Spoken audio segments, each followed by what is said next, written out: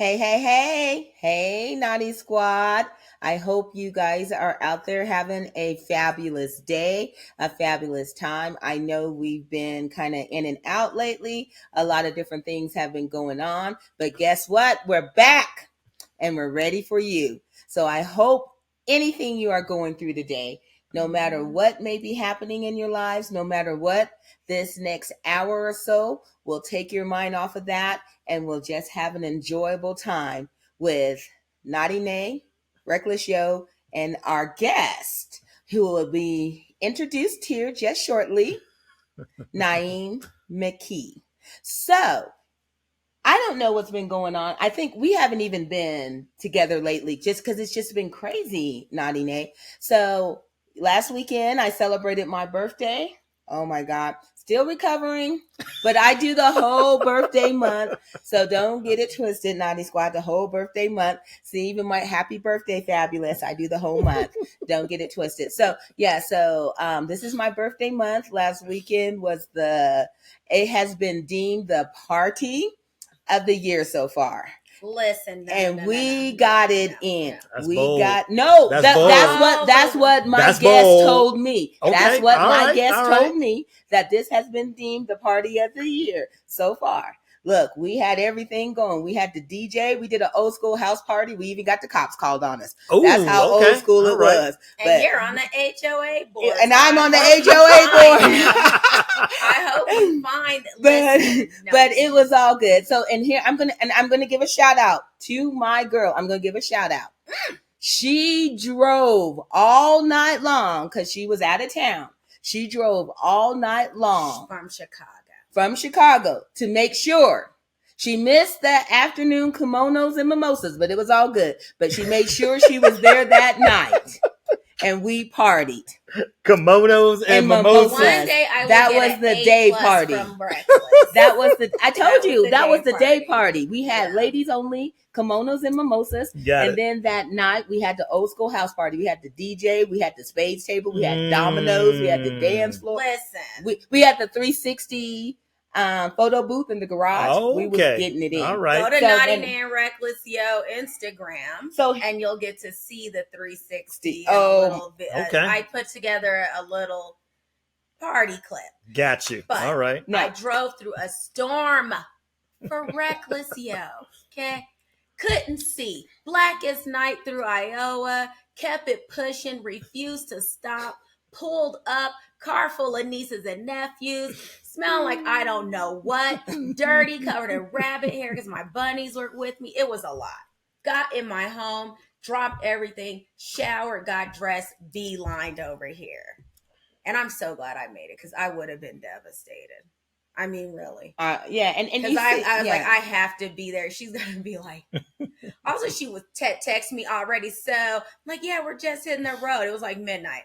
So yeah, you're gonna be at the party, right? I was like, oh yeah, I cannot miss this because otherwise I'm gonna pay a 365-day price. No, you're gonna be at the party, right? So we definitely have to do that. Okay. So, Naughty Squad, get your drinks ready, and we're about to go down this journey of Naked and Afraid with Na'im. We naked and afraid with Na'im McKee. And so just a little bit about our guest. He was on, for those who don't know Naughty Squad, if you're not familiar with the Discovery Channel Naked and Afraid, he did episodes back in, was it April? May? It was April of shot in April of 2022. Yes. Aired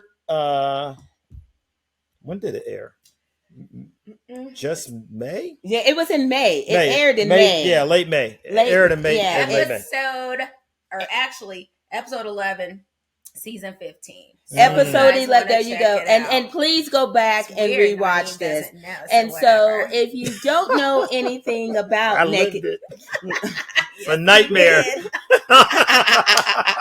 I cannot. Listen, if you don't know anything about Naked and Afraid, and we're not talking about Naughty Nae Naked and Afraid, we're talking about the show on the Discovery Channel. It's where they take you to a place unknown, and it's you and one other person. It's usually a male and a female, and they drop you off in the middle of nowhere no clothes. You're only allowed to take one survival tool. And outside of that, you have to hunt, fish, find shelter, all of that. Doing all of this with no clothes on. So here we are. I'm going to let him introduce himself, and then we'll go ahead and get started. So, Na'im, give us. Squad, I promise she'll start looking at you and not herself. No, I always look at myself because I look damn good. So I don't care what she says. But no, I am looking at you. All right, there you go. All right, Naughty Squad. My name's Na'im McKee. I'm from Cincinnati, Ohio originally. I've lived in Colorado since 1997. And yes, the hosts are correct. I shot an episode of Naked and Afraid. In this particular episode, I was in the jungle. It was a subtropical jungle in northern Argentina, right near the Paraguay-Brazil border. And so I was there for Naked and Afraid. It's what's called primitive survival. So it's even a step beyond, because you don't really get to take survival tools that would be considered super modern. You're using things like just a knife or just like a basic tool to make fire. So it's primitive survival. So you're really living like our ancestors did. And the goal, it's not like you get some big prize. People always ask me, did I win? It's like, I'm alive. That was the win. Exactly. But you survive for 21 days. Your goal is to make it 21 days. And so, I'm always up for a challenge. And so, yeah, to me, it was the most challenging thing that I felt like I could do personally. So I did it. And I participated in the show. So, yeah. And that brings us to where we are. Survival is the ultimate challenge. So before we even get into the show, listen, I wanted to just bring this up because I noticed from your page, since you are from Cincinnati, that you're a Bengals fan. Training camp is starting. Some training camp is even starting next week. And then from next week, then every training camp starts. So how those Bengals do you think are going to look? Come on, I know what time it is. You can call them whatever you want. I think everybody else, their training camp needs to start now because you're all training for us. That's the reality. The Bengals are outstanding. To me, they're one of the best teams in the NFL. To all the Kansas City fans out there that managed to win one game in the last 2 years, congratulations. You're going to be watching the playoffs at home this year when we beat you. And Shots fired. And don't get me wrong. I love Colorado. I've been in Colorado for a long time. And my kids are Broncos fans. I'm around Broncos fans all the time. I don't got nothing against Bronco fans. I don't got nothing against Broncos fans. But if you play the Bengals, you are going to take an L. And you can take that L out the door, right? Because you can't even beat KC yet. We had to come in here and handle business for you 2 years. And Kansas City really is one play away. They got one play from the referee. So to that whole squad, I am a Bengals fan for life. I've been that way since the day I was born. And we are legit, and we're gonna be at it again this year. Max swag. Excited. I'm ready. I'm ready. Boom, boom, boom. Shots fired. I love Joe Cool. See, I tried to move your chair over. I was like, I love Joe Cool. I also love Jamar Chase. He won me my fantasy league 2 years ago when he scored those 53 points in one game. So I'm right there with you. I'm right there. I'm not a Donkey fan either. So definitely ride, die 49ers. So cheers to the football season starting. Cheers to that. Cheers to that. Cheers to that. Yeah, well, okay. Well, when you're a Bronco fan, you don't have nothing to cheers to. So. Excuse me. That's why she moved her glass. I can see that, So they got the bar is pretty low for them, though. It can only get better from where they are now. We would look. You can only go. You're at the bottom. You can only go up. All right. So shade of it all. You can only go up. I mean, what did they win? What did they win last year? 5 games. So I think they got participation trophy. They got a participation trophy, right? They got what? Maybe they can get 6 this year. Something like that. Yeah. We'll they were see. just playing around. They trying to, They got the "We're hiring a new coach" award. That's what they. Yeah, that's what they got. Another one, the third one in 3 years. Like, what are we doing over here? But all right, Naughty Squad. Thank you for watching this episode. Naughty Squad, listen. So Naughty Nae and I have our wine, and we are ready to get started. I'm going to turn it over to her so she can go ahead and start. And let's get into it. Yeah, let's do it. So I am going to try to behave. Okay. I'm not. You see, I'm putting my glasses on. You want me to behave. You see, I'm putting my glasses all that on. Reckless energy. No, Oh, you don't. Not today. You go, honey. All you know right. What? I was going to start off with a more like serious Okay. question, but I'm just going to go there. Let's do it. How itchy is it to be out there not able to shower for days upon, like, I'm so clean with I anyway. Yeah, I mean, you really have to let that go. You're not going to be clean, so to understand it, right? Like, you're in the jungle. The first day that I got there, it was pretty warm. It was actually pretty warm. It was in the like 90s, really. It was hot. And so you're sweating, and after a while, when you're sleeping out in the open, you're sleeping in the dirt, so it's not your body starts to, the ashiness and all that stuff is actually helping you. That wasn't mud. It's helping you. You were protecting your skin with. Nah, that wasn't mud. That's just dirt. There wasn't no mud. There wasn't no mud to put on there.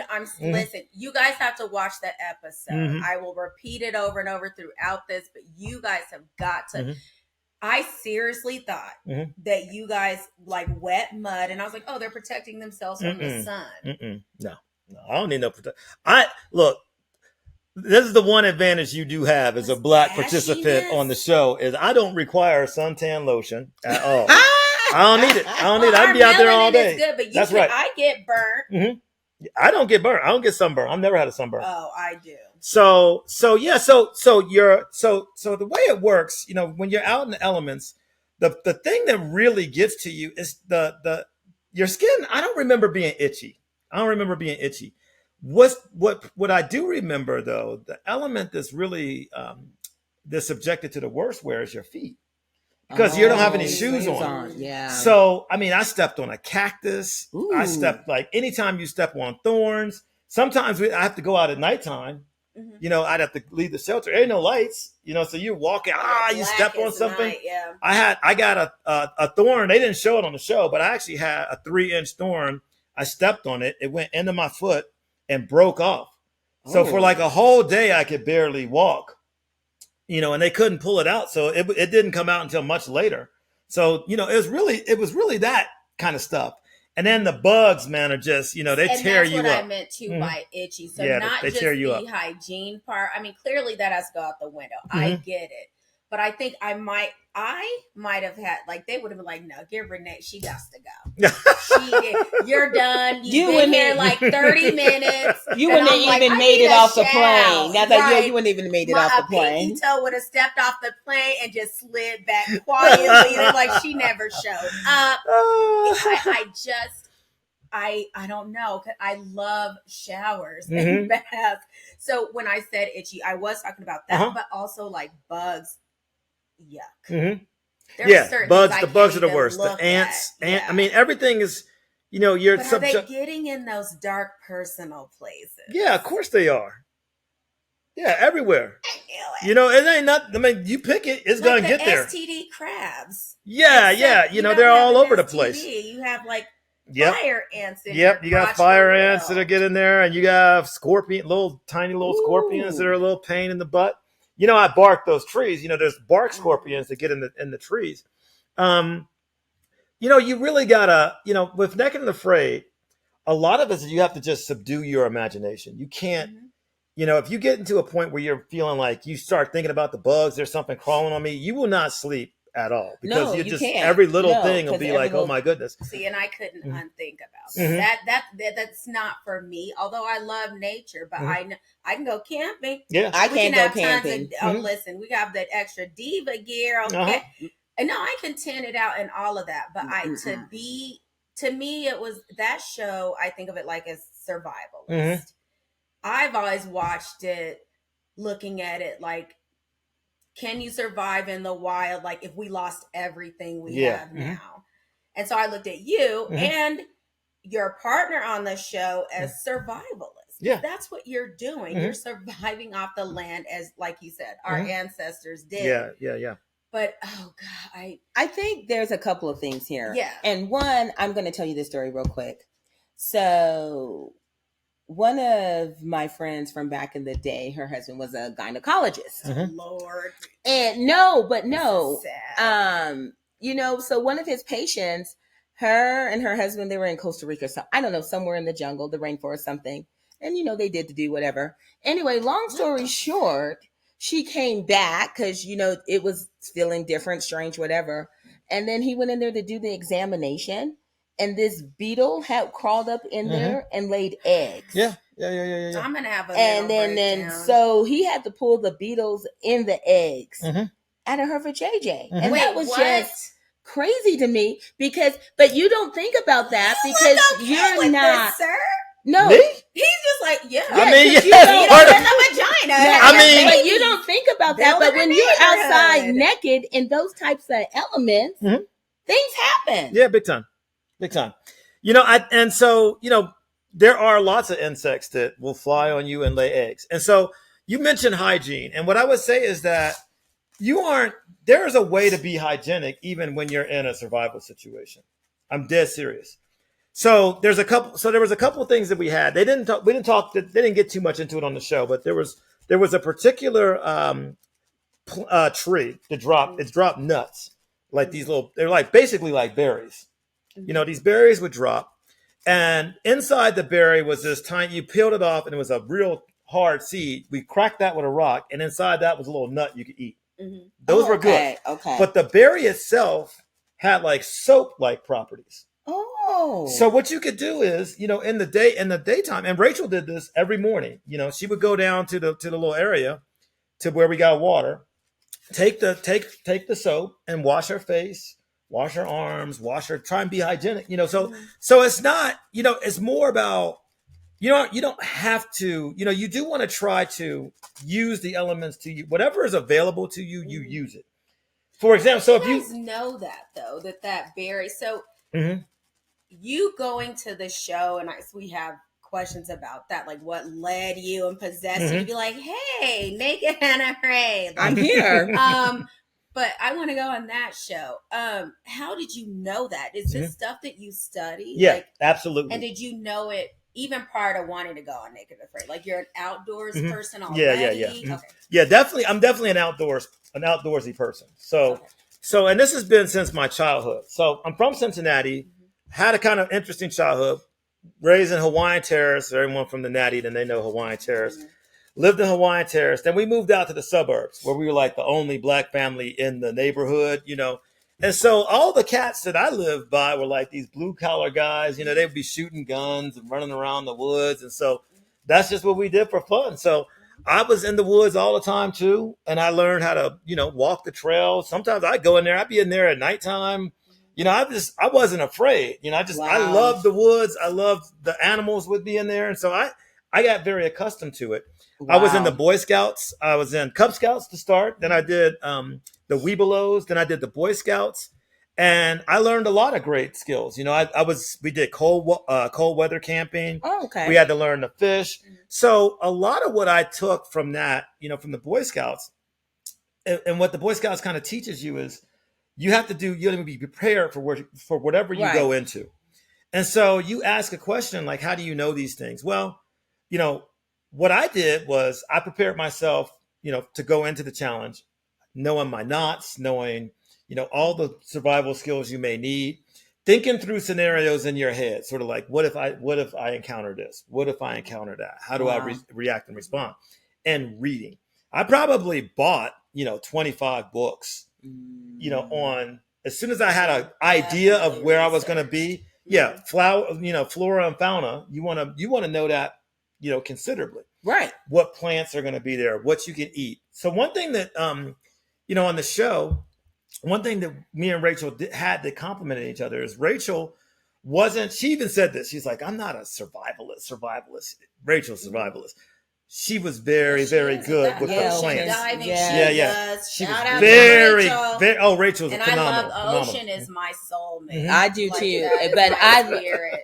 that is my spirit So too. when- But she was just like, I got this, like Zoom. Like, I was like, oh, okay, Yeah. okay. So she knew the flora very well, the plants and things like that. So we complimented each other, and so so coming in, we identified. You start, your eyes are your best friend in a survival situation. You're always trying to identify things, and I think the biggest difference between a survivalist, someone that goes into a situation like that, and just your typical person is sometimes we have a tendency to see things in an uncomfortable situation. Everything's adversarial.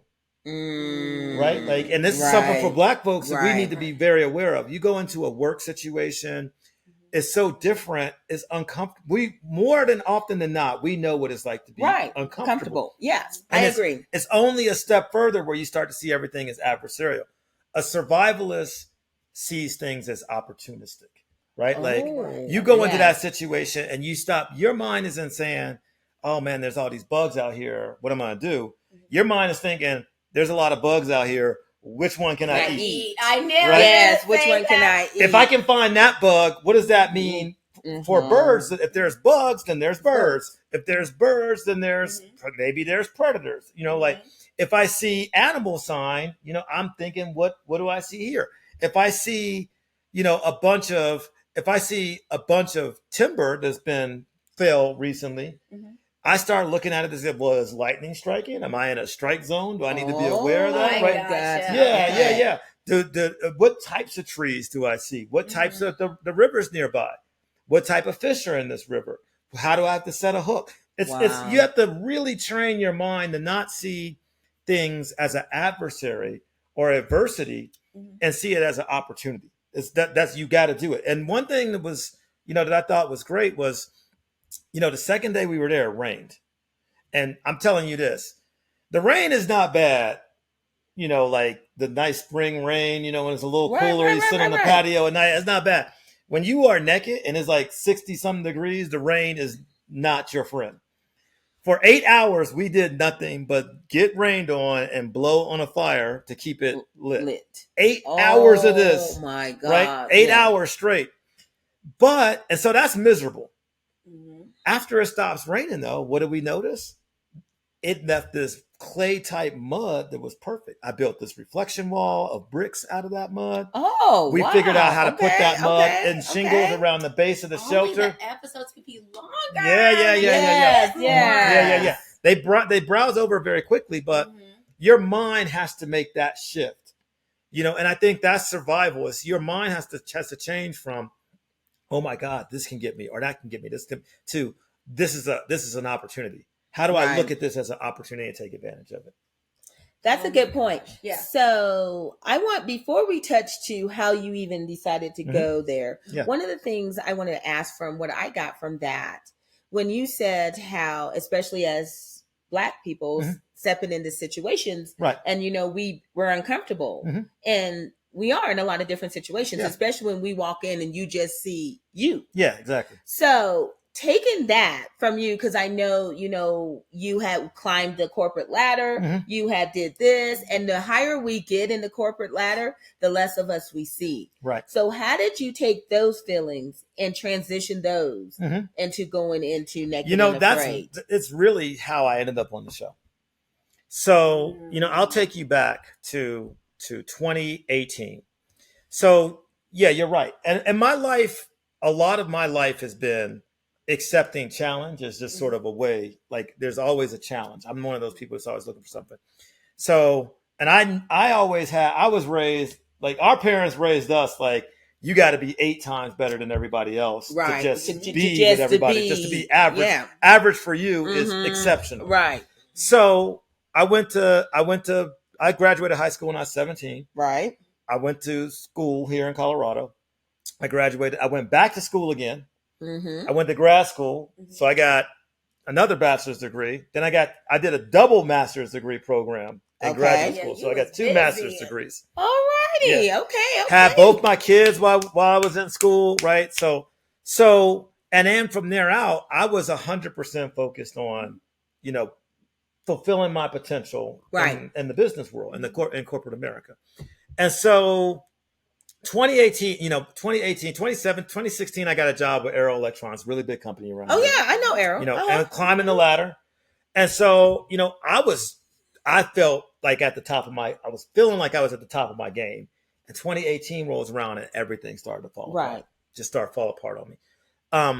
And I was feeling very uncomfortable at work all the time. I was feeling like I wasn't being successful. All these feelings of self-doubt. I had gained weight. I was struggling in my marriage at the time. And it culminated with me having to take some time off and actually go to inpatient therapy. Oh, right.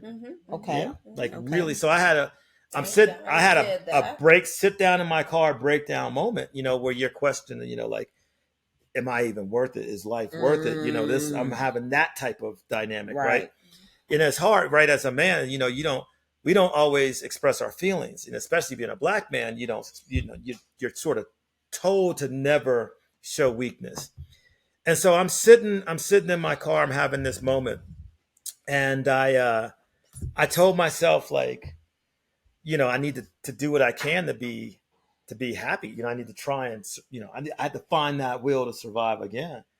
And so I took some time off, and that's when I started feeling just like something wasn't making sense in my life. You know, there was something that I had lost, you know. And so, you know, these kind of waning confidence kept up, and I continued. The crazy thing was I would ride the waves. And so a year, you know, a couple years later, I find myself, I'm now vice president of marketing for a company that's out of New York. And this is like my goal. This has been my goal for years, you know, to climb to that ladder, get into the executive arena. And it's going even worse than it was, you know, the few years before. Right. And I'm just throwing myself, and I'm working. I'm like pulling myself to my wits end. And I just kept feeling like there's all these problems. And my confidence was gone. And I'll never forget, I had this sort of conversation with myself. And what it kind of screamed my head, kind of screamed something to me in my head. It said, your problems are always external to you. True confidence is accepting that you are the solution. Amen. Oh, I love that. Yes. True. Like, in other words, you're not the problem. The problem is you're always going to have problems. They're always external to you. You are the solution, right? Sometimes you may not want to embrace the change necessary to solve it. Sometimes that level of comfort isn't there. But once I sort of had that in my head, I knew there was something I needed to do. And so it was actually at work, we were talking about reality TV. And I said, you know, if I ever asked, what would you do? I said, I'd do Naked and Afraid. And, you know, usually you talk somebody out of when they start talking crazy like that. But no, they were like, oh, you should do it. You'd be perfect. So I just went out on the internet, and I didn't know what to look. I typed it in, looked for it, found a website that had a form that said, like, what's your name, email, why you want to be on Naked and Afraid? And I said, I want to be on Naked and Afraid because not enough black people do it. Right. You know, flat out, not enough black people do it. And I remember watching Roots when I was a kid, man. I was like, they got these two kids, they got these two white people out here running around in the woods. That's what we were doing on Roots. How we get from I want to do this to Roots? because then we talk about but every time I meet somebody black, they say, you are Naked and Afraid. Oh, I ain't doing that shit, man. I ain't on no Naked and Afraid. Right? No. I'm like, Kunta Kinte, that's where we're from, man. We were running the most black people most people on this earth that are living a quote primitive survival, that have those skills, are people of color. Right? That's the reality. That is the reality. I would agree with that. Okay. And there is something empowering to knowing that you can go into any situation, be in the most uncomfortable, you know, feeling that you can imagine, and you can survive it. Right. And so I applied for the show. They liked my story, and they liked sort of where I was coming from. And they kind of, I felt like the producers understood it right away. It was funny because they were all white, but they understood, like, as a black person, why I was saying it, like, we have to do this. Right. And they were just like, you just need more black people to do it. But so I ended up going. That's how I went. I think there's a couple of things here. I think one of the things that, because us as I'm black. Us as black people, one of the things we all, we're not going to step outside of our comfort zone. Mm-hmm. You know what I mean? Mm-hmm. If we are doing what we do, we're up, we do this, we do that. You know what? We're not going to step outside of our comfort zone. And then if we do step outside of it, we're gonna put our little pinky toe in it Mm-hmm. and say, oh, okay, this might be okay, Mm-hmm. and then move forward. But just to jump out into the whole, like, I'm just gonna be naked. Yep. And I'm gonna be on this show. You took no baby steps. You're like naked and afraid. No. And none of the other ones. I mean, you didn't want to do any other ratchet. I'm just kidding. Oh, you mean like going to maybe No, Love Island or something like that? Things? Yeah. Now I feel like I'm a little too old. I'm past my prime for that, man. That's the young folks game. They got one now that I think actually it's cougars and young. I saw that, the cougar island. Or 90 kids in 20 90 Day Fiance, no. Just actually I got a 90 Day Fiance thing. I got something. All right. Oh shoot, we'll have to get into I got a connection there. I want to go back just a little bit. Yeah, let's do it. I love that you tapped on mental health. Yeah. And I only want to go back to that because I want to stress our people are beautiful, brown, black, golden, all the colors that we come in. That has been such a taboo, especially for our men. Culture, and it's like, oh, what? You're crazy. You're not crazy. Taking care of your mental health is the same way as saying I'm going to take care of my internal health by eating better. Yeah. I'm going to exercise more. You got to take care of your mind, right? And so I'm glad that you're so open about that. Oh yeah, and even the way you didn't speak about it like you're trying to just skip over it. Like it's something to be ashamed about, because it's absolutely not. We actually did an episode about depression and mental health because we had to take some episode breaks because I needed that I found myself in that space. So I actually, when you're saying that, it's almost like, oh my God, I understand exactly everything you said. I relate to that. I get it. Yep.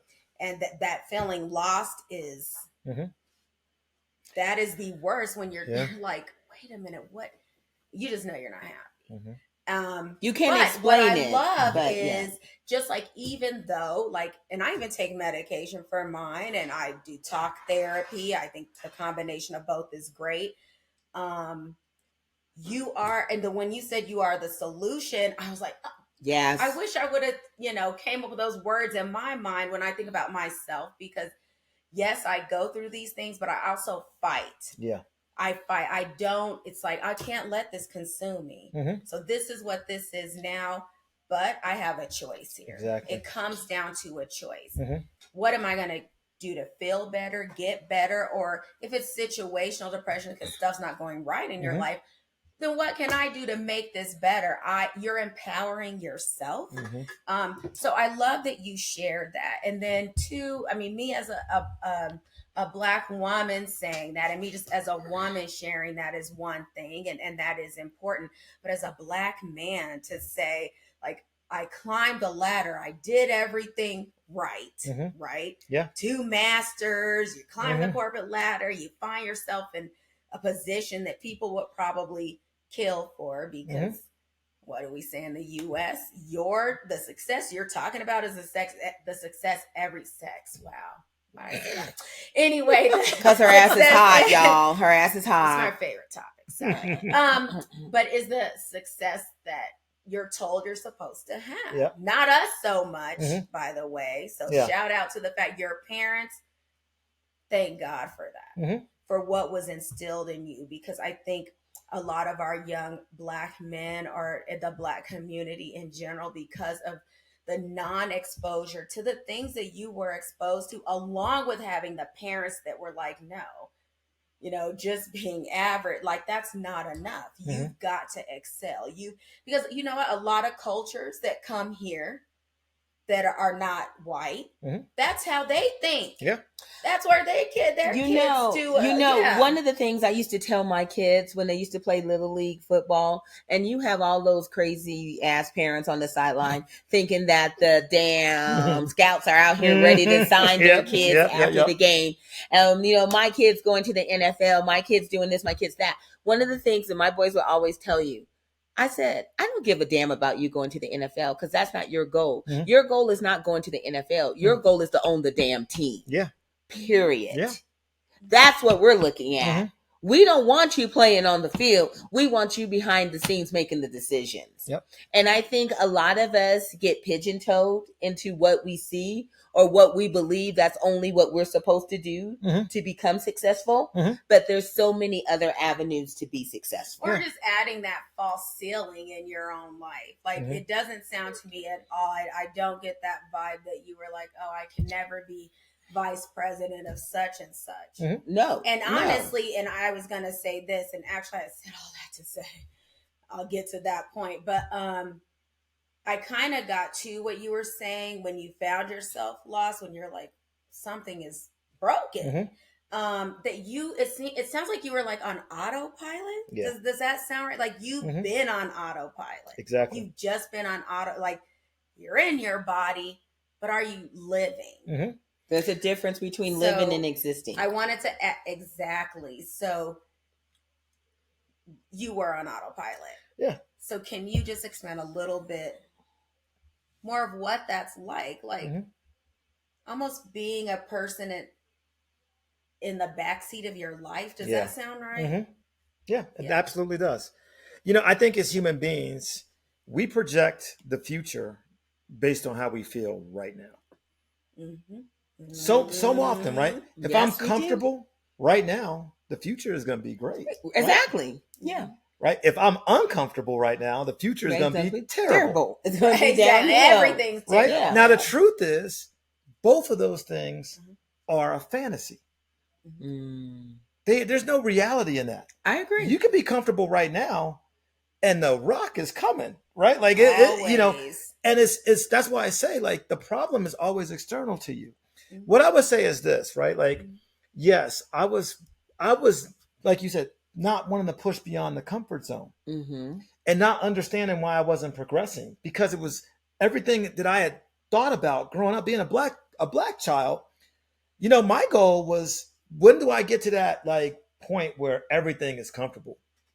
When do I get to that point where everything is like easy? Right? Like everybody else I saw, Right. And so you get to that, all of a sudden, my house and my car and, my status as a job, my business. I remember being so excited when I had a business card on my own office. Like, doesn't that excite you? Like, damn, you want my card? Like, here you you go. like, Like, my card. if I get pulled over, I'm like, you can have my business card. Do you know who I am? Yeah, I got you. I'm I'm waiting for the days that you know. do you know who I I am? can tell somebody else to get up out of my neighborhood, right? Like, Right. you need to get out. I don't know you. So, but all those things were I was holding on to that comfort because I thought that so long as you have that comfort, the future was going to be this way. Right. And inside, I'm not. All the things that on the way up, I had pushed myself beyond. It's like, no, you're going to be uncomfortable. You're going to be up until 2 a.m. studying, right? You're going to have to, like, I remember, man, I had to leave the first day of grad school. I had to leave class to go because my daughter was being born. So I had to tell the teacher, like, I might have to go. And I remember, like, having the kids and, like, sitting outside my son's room. I remember being up until, just not sleeping. I remember I used to work until 2 a.m. I used to work 5:30 to 2 a.m. I get home, I do a little bit more of my homework and other stuff, and I had to be at a class at 7:15. So that was putting myself in that uncomfortable situation, and it was gone. And now I'm holding on to all these things that I'm convinced are making my life better. And the Na'im that I knew, that person inside, just wasn't making any progress. And I was becoming less able to deal with problems. Every problem now was a threat because a problem was telling me that I was doing something wrong. Right. A problem was like, you've got all this stuff. You're not supposed to have problems. You're not supposed to be depressed. You're not supposed to have body image issues, right? Like, I'm being real. Right. No. I hated looking at myself in the mirror for years. Oh, wow. Right? When you want to know about doing Naked and Afraid, yes, that was my refusing. That was me smashing the mirror and saying, I'm gonna own myself. Right. Your beautiful human body. Right. But I had that. I had all of that because I was convinced that, these things that I had, that was the sign. Every problem was a threat. I wasn't, and then it's only a matter of time. If you see every problem as a threat, you start to think that you are the problem. Right? Not the solution, and then you start to get into that hole because now when you're the problem, you can't deal with anything else. You can't deal with anybody, right? Like you aren't even seeing it. No. Right? Like you're not thinking like there's no obstacle to being a better person every day. But I'm seeing all these things that I'm saying, I can't do it. I can't do it because of this. I can't do it because of that. Right. So Naked and Afraid to me was this experience that took everything away from you. It takes your clothes. You got nothing. Stripped to your bareness. And now you got nothing. There's nothing but you as the solution. Nowhere to hide. You got nothing to do but to look at it. That was how I came to understand it. That was my journey. When you said I was on autopilot, that was how I broke out of that. And it was. I didn't know if I was going to make it, but I wasn't afraid. I wasn't afraid of that failure anymore that I have been. I wasn't afraid to be uncomfortable. Right. I love that. And I think before we even get into the Naked and Afraid and the piece of it, because at that time, like you said, you were on autopilot. So you were doing what you were supposed to do at work. You were doing what you were supposed to do at home. And then at that time, you were married. Yeah. So when you told your wife, look, this is what I'm going to do, what was her response? She was pretty... she was fine with Naked and Afraid. Honestly, the Naked and Afraid part wasn't really where the problem. I don't think she quite understood what I was, where my head was going generally, which was that the hardest thing to wrap your head around, if you've been through the ups and downs of a relationship, is that sometimes that source of unhappiness is that person right across from you, and that's the hardest thing, and it was like, sometimes it's you start realizing, like I say, if you aren't the problem and you're the solution, that solution starts to whisper, then it starts to tap you on the shoulder, and then it starts screaming at you that it may be difficult. It might be hard. It's hard. You're going to lose. I lost, and through the divorce, I had to you give up everything, but it was like, I've been in this situation. I've been in a situation where you give up everything. You can see it as the worst. And I've had, you would name it, I've gone through it. Money, ups and downs with money, the ups and downs with my children, right? Like ups and downs with other family members, right? Friends that you had that like get caught in the middle of it. You can look at all that and not see it. And being a survivor, it was like the solution was staring me in the face all the time. It was, this is adversity. God will test you, and you gotta just put your head down and realize that, like, even in the midst of all that pain, there's no obstacle to you being better than you were the day before.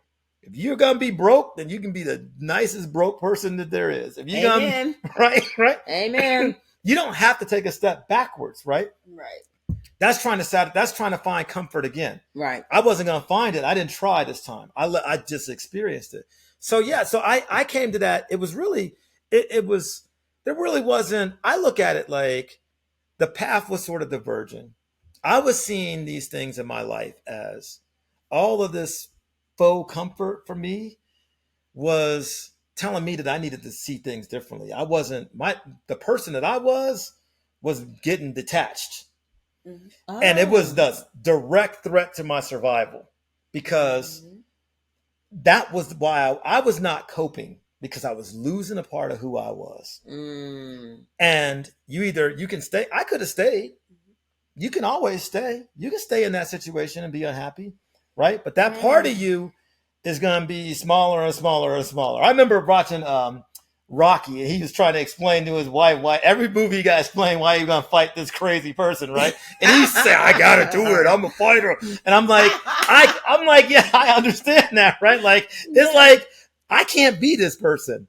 Like, I'm not built to sit around and celebrate, the sectionals and a 77-inch TV. I don't care about any of that. And the more the more I started feeling that, the more it was like something's got to change. I agree. And so, there's a whole lot to it, like there is, and there's two sides to every pancake. But I think for me, it was getting past those body image issues, getting past sort of that unhappiness, getting past that feeling of inadequacy constantly, and sort of making peace with the fact that, like, you may not be the problem. Okay. You may not be the problem here. I love that. And I think Nadi's over there shaking her head I like, have to yes, say yes, something because I you are think speaking that to was my a soul on lot that. of what she was going through You know, before she got she to would her know. divorce. So she was over there, oh my God, that's it. You know, I was like, that's "Oh, no, I it. gotta say this, Because that's what she was feeling, but she couldn't put words to it. And I do believe, life is too short. I tell people this all, life is too short to be unhappy. Yeah. I was watching something one time, and a gentleman I was watching, he said that if we are lucky, we will have 75 summers, 75 springs, 75 fall, 75 winters. So that basically says that we will have 75 years on this earth. And in the grand scheme of everything, that's not a lot of time. No.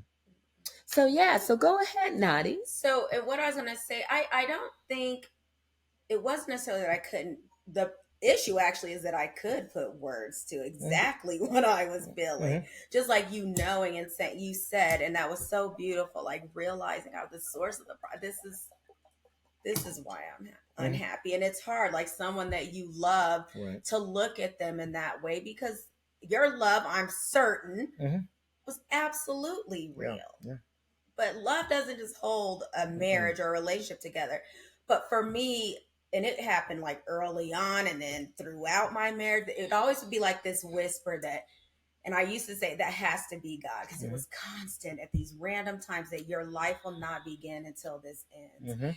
And what's crazy is I'd be like, okay, this means, oh my God, I should be obedient to this. And I am unhappy and I'm so alone, but like, no, I'm so lonely, but I'm not alone. Yeah. You know what I mean? I'm lonely, but I have a whole husband right here. Yep. And so I remember the last time I thought it, and I was just like, I have to accept this. But I was afraid, right? And I'm a person that's so against fear, because there's no life in the presence of fear. You cannot possibly be living in fear. That doesn't even make sense. And so I just remember telling myself, like, you just have to be okay with the unknown, right? It's the unknown. Like, you knew I'm studying for my master's. Oh, I'm getting another master's. Oh, I'm applying for this job. Oh, you knew all of that. It's the unknown that puts you in that space, and that vulnerability. That you start, and you start doing like this. And then I was like, how can I survive? Like, if I'm not with my ex-husband, how is this gonna work? What am I gonna do? And what is crazy is when I made the decision to be obedient to that voice that told me several times that your life will not begin until this ends. This is consuming you. And by the way, and I've said this on the podcast, for you, like you were saying, you have body image issues. But for me, it was just all of me looking in the mirror and not knowing who that woman was. And I just remember crying one time so hard. I was shaking because I didn't. I asked her, who are you, Renee? And I had no answer. And it was strange to me, because I always had answers. Like, and I'm a writer. I like to write stuff. So that's why I said, I could but it wasn't the issue of finding the words. It was finding me, and also accepting what that voice was saying, and accepting that I'm looking at him. And yes, I love, and I absolutely loved him. Actually, he's the only person I ever loved. Like, That's some mean stuff. I never loved any of you in my 20s. Sorry. I might have said it. It was a lie. But oh my God. no, he was my first experience that death where you're hit like, wait, what is that? Yeah. And so I felt like, and I kept coming up with all these reasons to stay. Oh, we met when we were 15 and we have all this journey. And blah, blah, blah, blah. That was not my person. Yeah. Yeah. And I can love him enough to be okay with letting him go as he was loving me enough to let me go. And it did come down like, and I don't know if you experienced this, if you can answer. It was weird. To the last minute, like everything's packed. This is it. Bye. I'm going here. You're going there. But I did have this moment up until then where I was like, nope, we can't do this. We can't, it became too real. Looking at the boxes and thinking about, oh my God. Did you experience that? Yeah. I mean, and so, my story was, we separated, we had sort of a separation for a period of time. And, it was very comforting to feel like, oh, we can come back from this, It was like, oh, this fire that feels like it's burning around you is going to spare you. You feel, it feels like a miracle. But, I got asked to leave. Right. And so, and I told myself, I'm not going to be a revolving door. It's not going to be. Amen. I'll drink to that, brother. Children, and so I had to put my foot down. I said no. And there was, I think the realization happened on the other side of what are we going to do? Who am I? What am I doing? And I said, that's the journey that you're going to have to go on. But I can tell you this, I've already made the decision that I'm going, what you call that uncomfortable spot, right? The dark cave that you don't know if there's light on the other side of it. Yeah. I'm going into that. And I don't expect it to be, I think sometimes when you're resolute, it sounds like confidence, or it sounds like lack of empathy, or it sounds like uncaring, but it was none of those things. It was just, I don't expect this to be a pretty journey. And it hasn't been, man. How bad it was, oh my goodness. But I knew that was where I was going to be, and I said, at some point, you just have to accept it. True faith, right? We talk about God all the time. It's easy to be faithful when the lights are on and everything, and there's food in the fridge, right? And when she's still at home, even if she hates your guts, but she's still there. Yeah. Okay, everything's great. It's a lot different when you don't know how you're gonna make ends meet, right? And you don't know it. You wake up anxious every single morning. Those are all things that you have. But I think that, again, it's that same survival mechanism. Is like, this is an opportunity, and it's so hard, like in the throes of it, to like tell someone that's in the midst of that hurt, like, oh, absolutely, this is the best experience that you're gonna have for growth. As hard as it is, but you start to feel that way, right? Like I reconnected with my faith through the fact that, like, faith was all I had at that point. Like, I wasn't praying to God, being thankful for all my winnings anymore. I was praying to God to keep the lights on, man. Like, please, let me flip this switch, please. Let these lights come on. Did you come, like, once you were removed to the situation? I actually sat down one day. Okay, I'm not a crybaby, okay, but I'm okay with. I think that's a relief. Yeah. But it always comes on unexpected. But I was sitting there and I was like, oh my God, it's peaceful.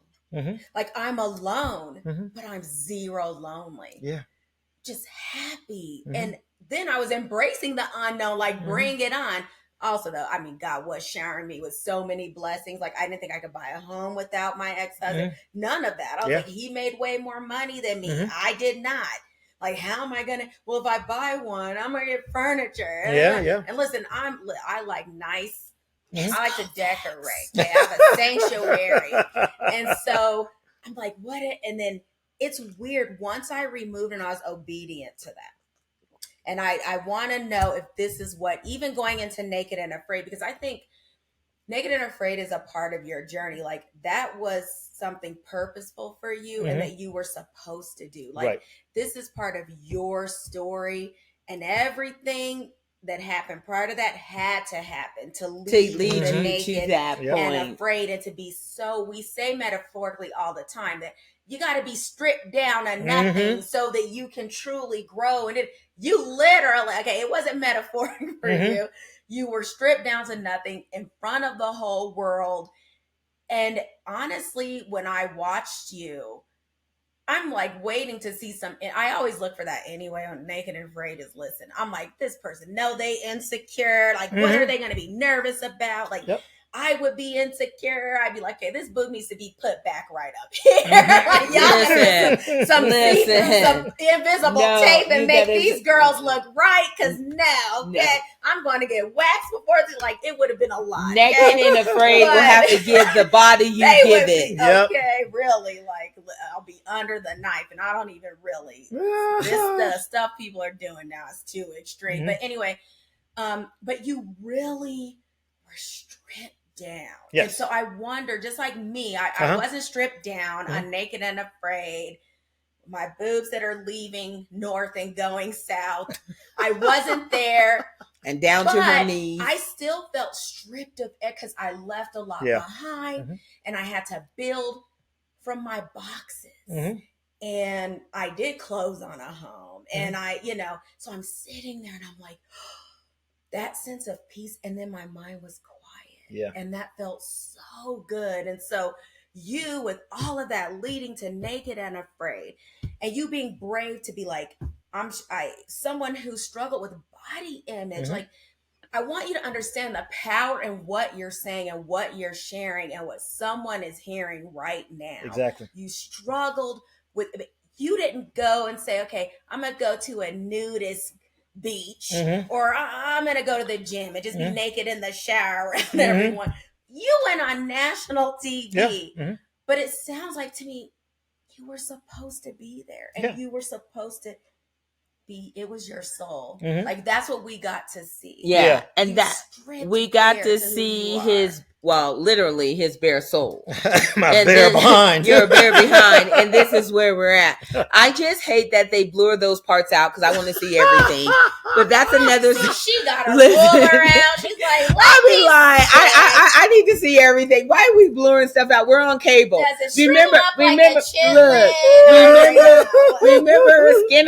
like late at night. I remember Skinamax. Like, can we have some of that? Like, but anyway, before we let's go into your journey of Naked and Afraid. But before we get there, we're gonna take this moment now, and I'm gonna let Naughty Nae have her naughty moment. Okay, let's do it. And then after our naughty moment, we're gonna dive into you actually being in that jungle in Argentina with Rachel. Yep, with Rachel. Yep. And the dynamics between you two. Oh yeah, we're gonna talk about that. We're going to talk about, your feelings when you got out there and you're like, I'm here. Now what? Yeah. Then you have Rachel. Now she's here. Now what? So we're going to talk into that. But first, we're going to have our naughty moment. All right. And then we're going to get into get naughty. Ooh, Lord, let's not. Have a drink. I don't got any pretension, so I'm good. Have a drink. Good, soulful advice, all kind of stuff. Okay. Right. I'm always good with always. All right. Oh my God. All right, Miss Naughty, what we got tonight? So I'll just call this person. I'm just not gonna say anything. Yeah, don't say anything. Just So her question is, what would you do if you I'm not prepared. I don't read these first, guys. And sometimes must be good. Listen. Okay, here we go. Take 2, 3, 4, Okay. 5. Okay. So, what would you do if you had a penis for 48 hours? With who, why, and how? So, I will answer this, but I'm going to flip the question to you, except we're going to just change that to puss and not. Okay. Okay. If I have a vagina. Look, can I 48 hours. Can I answer first? Wait, I'm just going to say real quick before you get into your answer. If I had a penis for 48 hours, I'm peeing my name on the street. I don't care. So That is what I'm doing. I'm just enthralled with that. I am going to just pee my name as I'm peeing. I'm going to pee my name in the street. Just on the back tree. up. Pee Just as back far up. away as you can. Yeah, that and was. just put my name on the street. That's what I'm going to do. Now, anyway, go on. So, and I took this question in two ways, but now you made me think of it in the other way. Like, are you saying if I had I'm thinking you're asking what I would do if I had some random penis for 48 No, hours. I thought it was like, Oh, you just carrying it around with you? No, No. If you had one, what would you do with it? That's exactly Oh, what yeah. So, what would you do with it? Listen, okay, I would be in these playing with it streets. Masturbation would be real. I wonder, because the way men discover, like y'all discover yourselves as young little boys, you can't stop touching it. Then you get to a teenager and discover, oh, something comes out of there. Next thing you know, Vaseline and lotion is missing all over the place. And the fact that all your senses is on that, y'all have the out. We haven't any. Know it's more difficult. Now the little woman in the boat, she's cute and everything. That's easy. Mm-hmm. But we still are more difficult, right? Mm-hmm. Y'all are external. So I would be playing with it until I have to be on sex to, what is that? Sex to make took me to the ER or whatever. Oh, yeah. And they be like, your penis, it's raw. Mm-hmm. And it looks like you rubbed it through carpet or something. And then they would look at my hand and or see it's that sideways it's because those ones that was playing with it so much and they were going this way, it just ended up that way. My hand would be stuck like this and the doctor would look like he would put 2 and 2 together. Do you hear me? Be like, oh. And I'd just be like, uh-huh. That's what I would do. I would play with him so much, so many hours, maybe squirt all over the place. I just want my name. And you know what? And I want head. And I want head. Because they act like head is the most amazing thing. Am I naughty? So I would want head. I would just have to you know what? Yeah, I would have to feel that guys sensation. Are crazy about that. Yeah, I would have to feel that sensation. And I would go pee in listen, I don't like peeing in public restrooms. Mm-hmm. We have to sit down. No, I am a little OCD with germ. I see what's not there. Mm-hmm. Like I'm super clean. It's just who I am. We got unapologetically. I just ew. So it is. So, I have to go. So I would definitely go everywhere peeing in every public bathroom because I can just stand up. And also living with a husband ex-husbands for so many years, like I wouldn't care where it went. Because clearly aim is not a priority. Sorry. Aim? Oh, when you... But aim out there, I just be like, pull it out. It do your thing. One of those urinal things that it making it in your I don't give a damn. The fact is, I have to pee and I can pee anywhere and I don't got to worry about what the hell is on this toilet. What did the chick touch her vagina and then touch the tissue again? And so she left some shit. Like, it happens. And let me tell you something. You men would be so grossed out if you went in a woman's bathroom. No, men's bathrooms are horrible too, though. It might be because they're not aiming right. They use the Cheerios and the thing and aim at that. But women are nasty. Women are nasty too. And that's why I be looking at y'all. Like, why is there black? Like, what is that? Black, blood, everything. Yeah, it's nasty. It's traumatized. I can't. So I would be so happy that I would spend all that time peeing in every public restroom and masturbating a whole lot until it sends me to the ER. That is all. Thank you for your question. And I hope, Naughty Squad, you enjoyed Naughty's moment. That's funny. Sounds like this is a gift. If you had a vagina.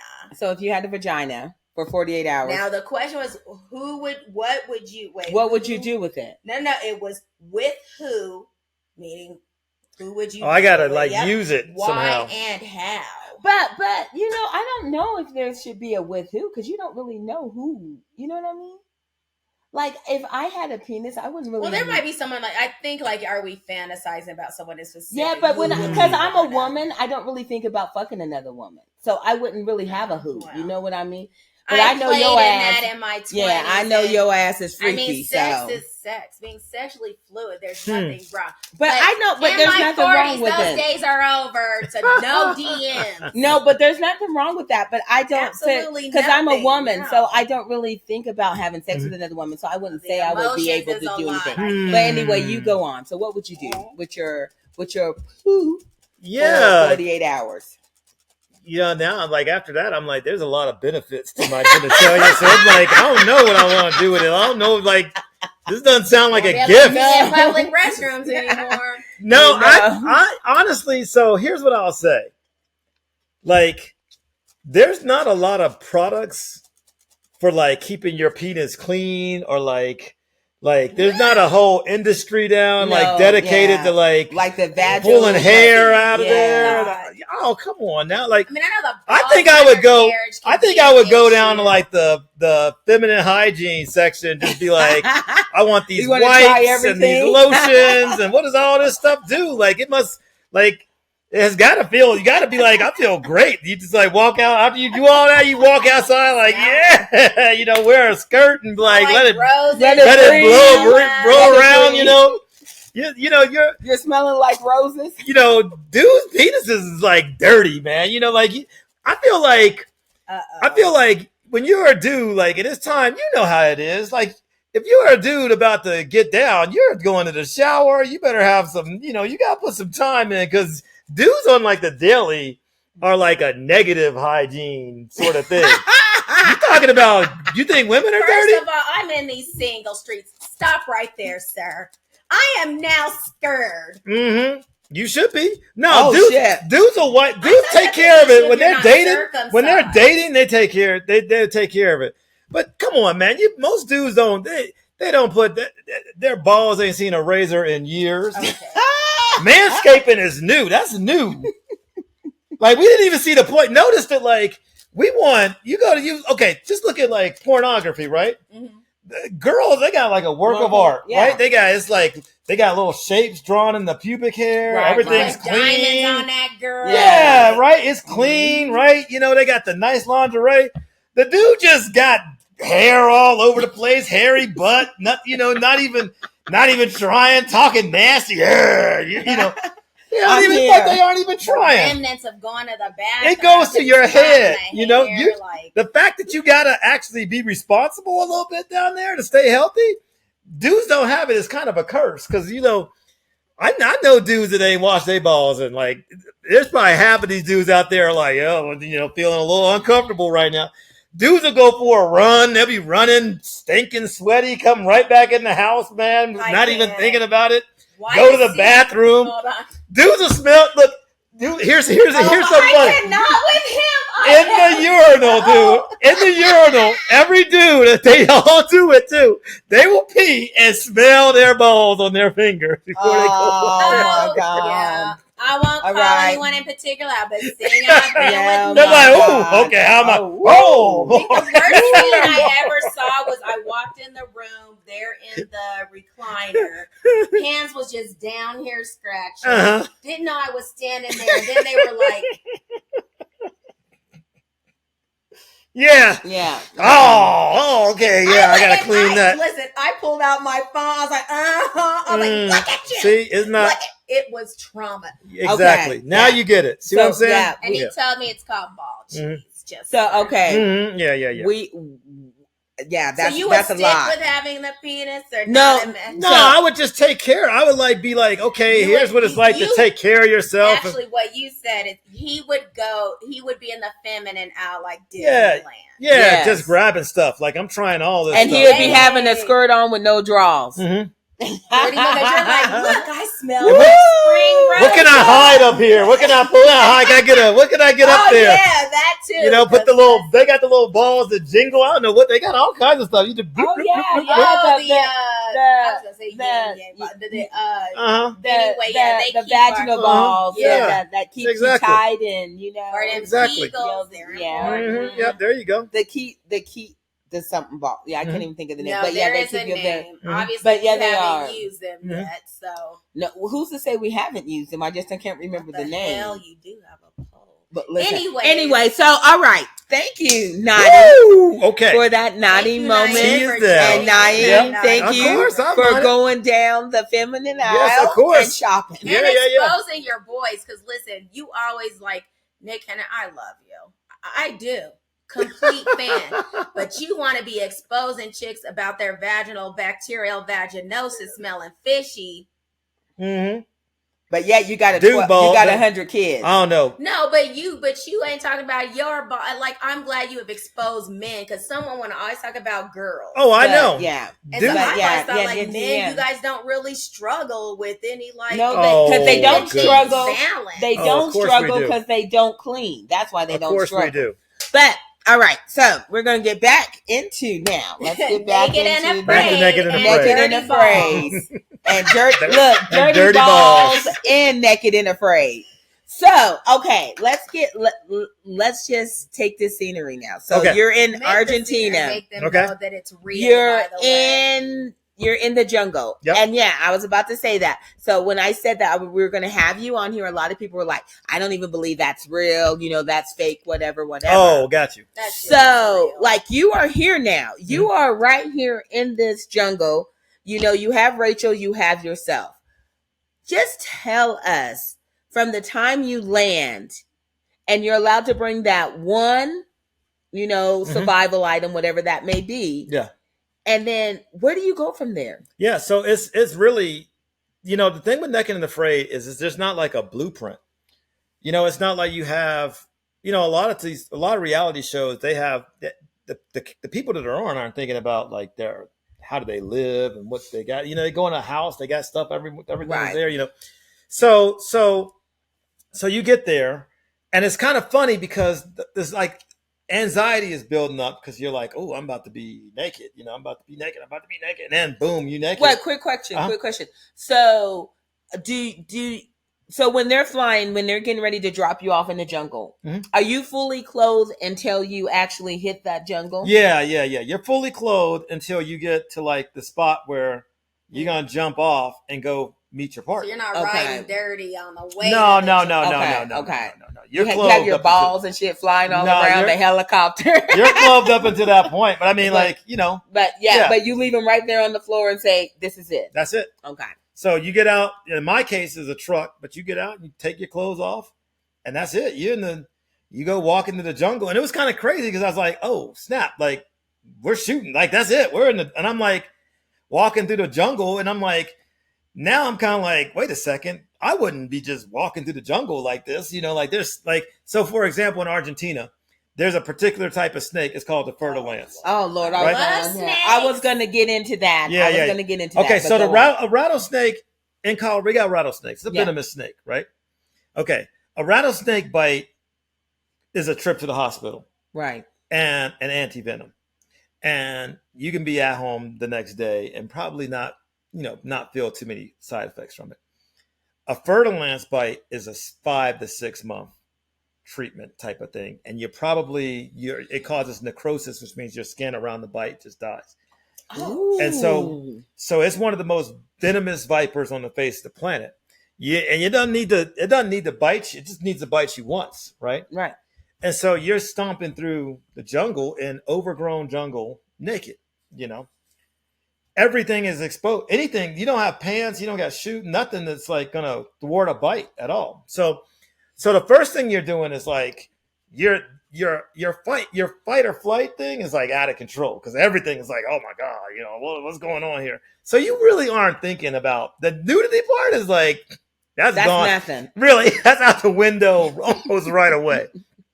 Because the second you're like, well, I know I'm naked, but I want to be alive. I'm at least alive. I'd like to keep that status going. Right. So yeah, I met Rachel for the first time, like in the jungle, butt naked. Now here's the thing though, Rachel had been on Naked and Afraid of Love. I saw that. They had a short-lived like dating show. I didn't even see that, so version I gotta go of back Naked and now. Afraid. I gotta go back and look at that now. Which I think is cray-cray. Like who wants? I mean, don't get me wrong. It sounds exciting, but I don't know if I would like. Naked and Afraid is not romantic. No, You aren't wearing clothes. No, and But it's not like, you aren't like, you aren't like, let's do. I'm just talking about balls, all you know, like you're just like, oh man, everybody's dirty, you're looking dirty, everybody's dirty, and now your girl literally has dirt up in her. Oh yeah. How can you like?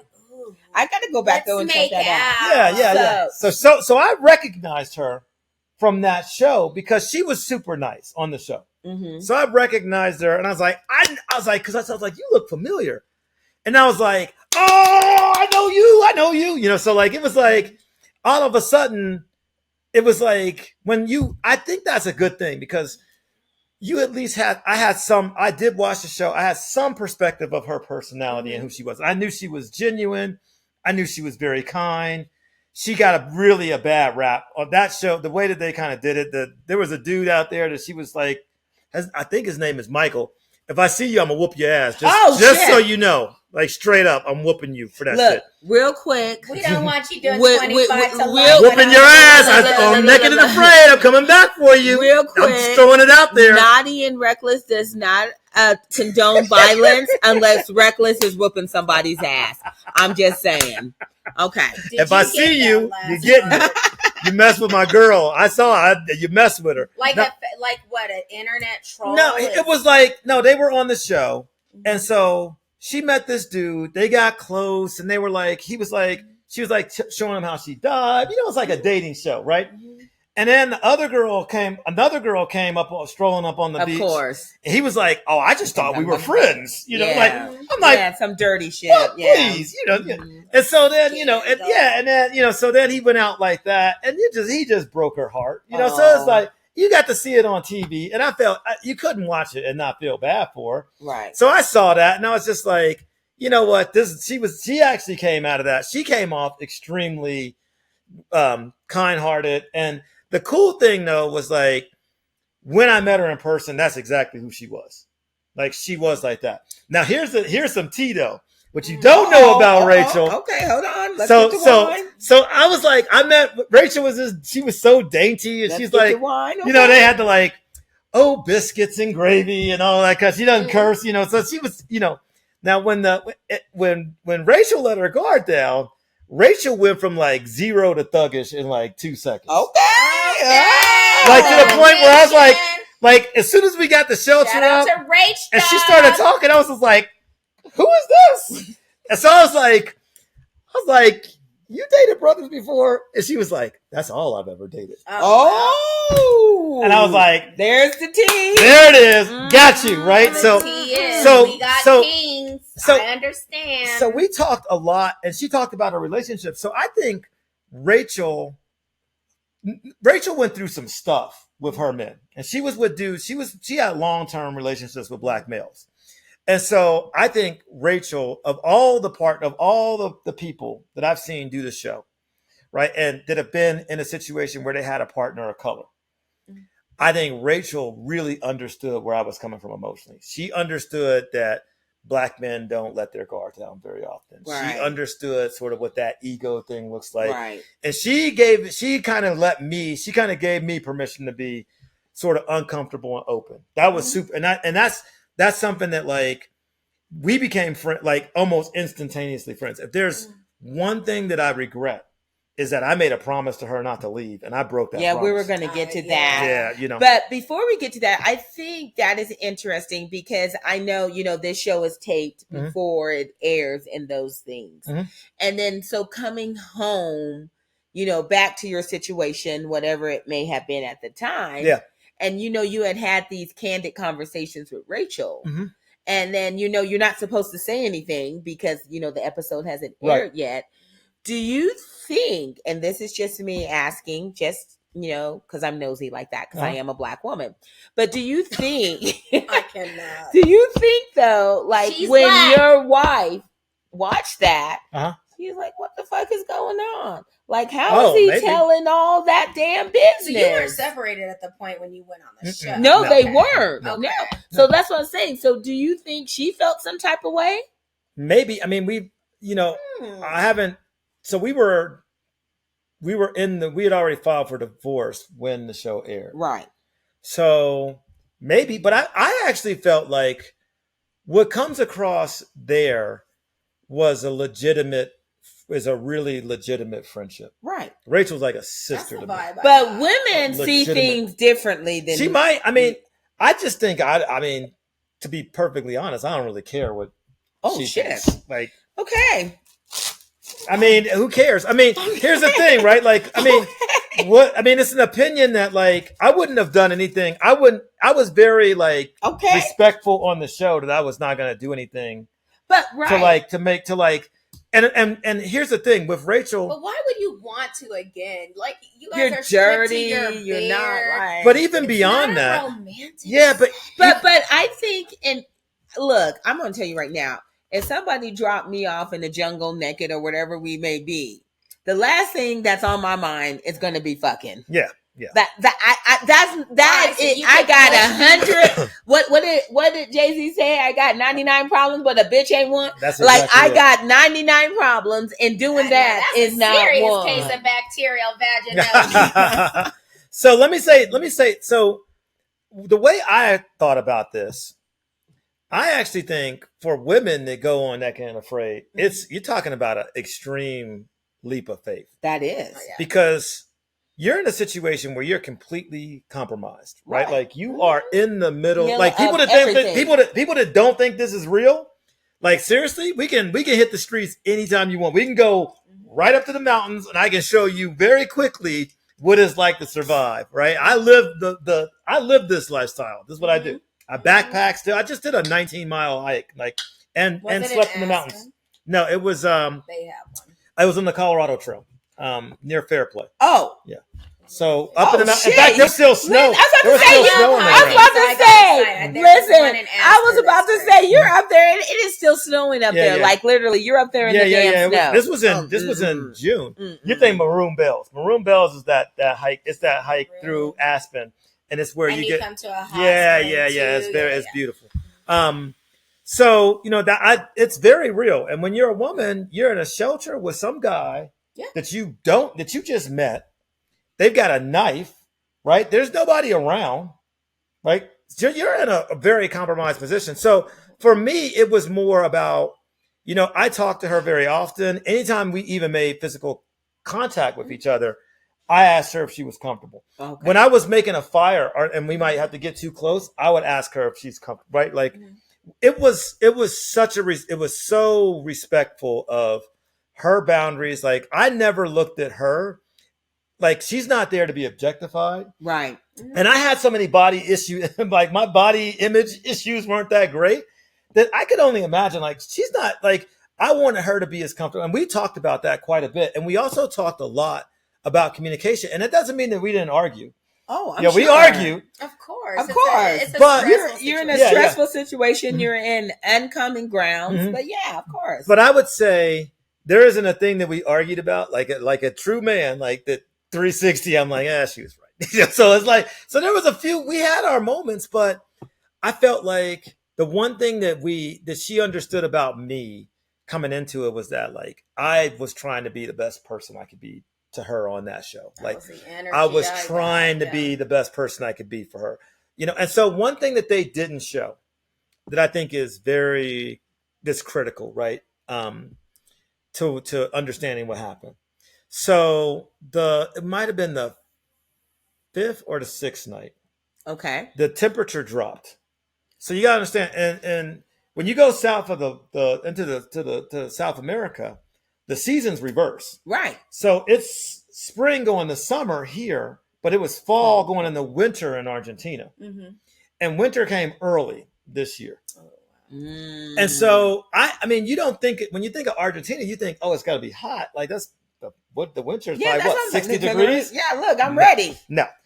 It got into the 30s. Oh, wow. At night. Whoa. Now, you want to talk about cold? It's one thing 30 degrees is cold with a coat. Like if you were camping, 30 degrees in a tent would still be fairly uncomfortable. 30 degrees any damn where would be uncomfortable, right. But yeah. Mm-hmm. You're naked and you have a fire that's keeping you alive. That is without that fire, there is a good chance that you will go into hypothermia and die.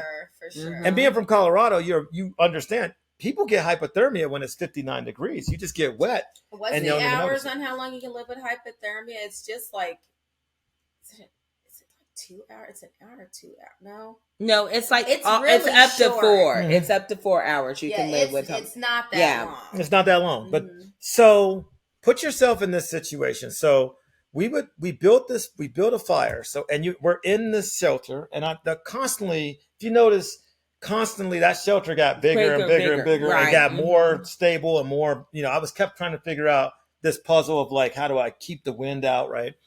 And at nighttime, you're just trying. That fire has to provide enough warmth for 2 people now. Right. And so what we did, I was like, I would have, if I could have, I would have stayed up. I would have slept in shifts, and we could have took turns babysitting the fire. Mhm. Rachel was like, no, it'll burn out a little bit, but the embers, and then we'll just get up, and then you just sort of rekindle. And for the most part, it worked. Well, one night I fell asleep, and it might have been night 5 or night 6. I cannot remember. I fell asleep, and when I woke up, it was freezing cold. You can see your breath, right? Cold. And the fire was died down. I was like, oh, so I start like putting like logs under the fire, and I'm blowing, and it starts up pretty quickly. And I look over at Rachel, and she had sort of drifted away from the fire. And I looked over at her, and her toes, were curled over like this. And her feet were like changing colors. And I was like, Rachel, and I was like, are you okay? And she was like, her responses weren't making any sense. And so I knew she was hypothermic. Right. It was only a matter of time from there.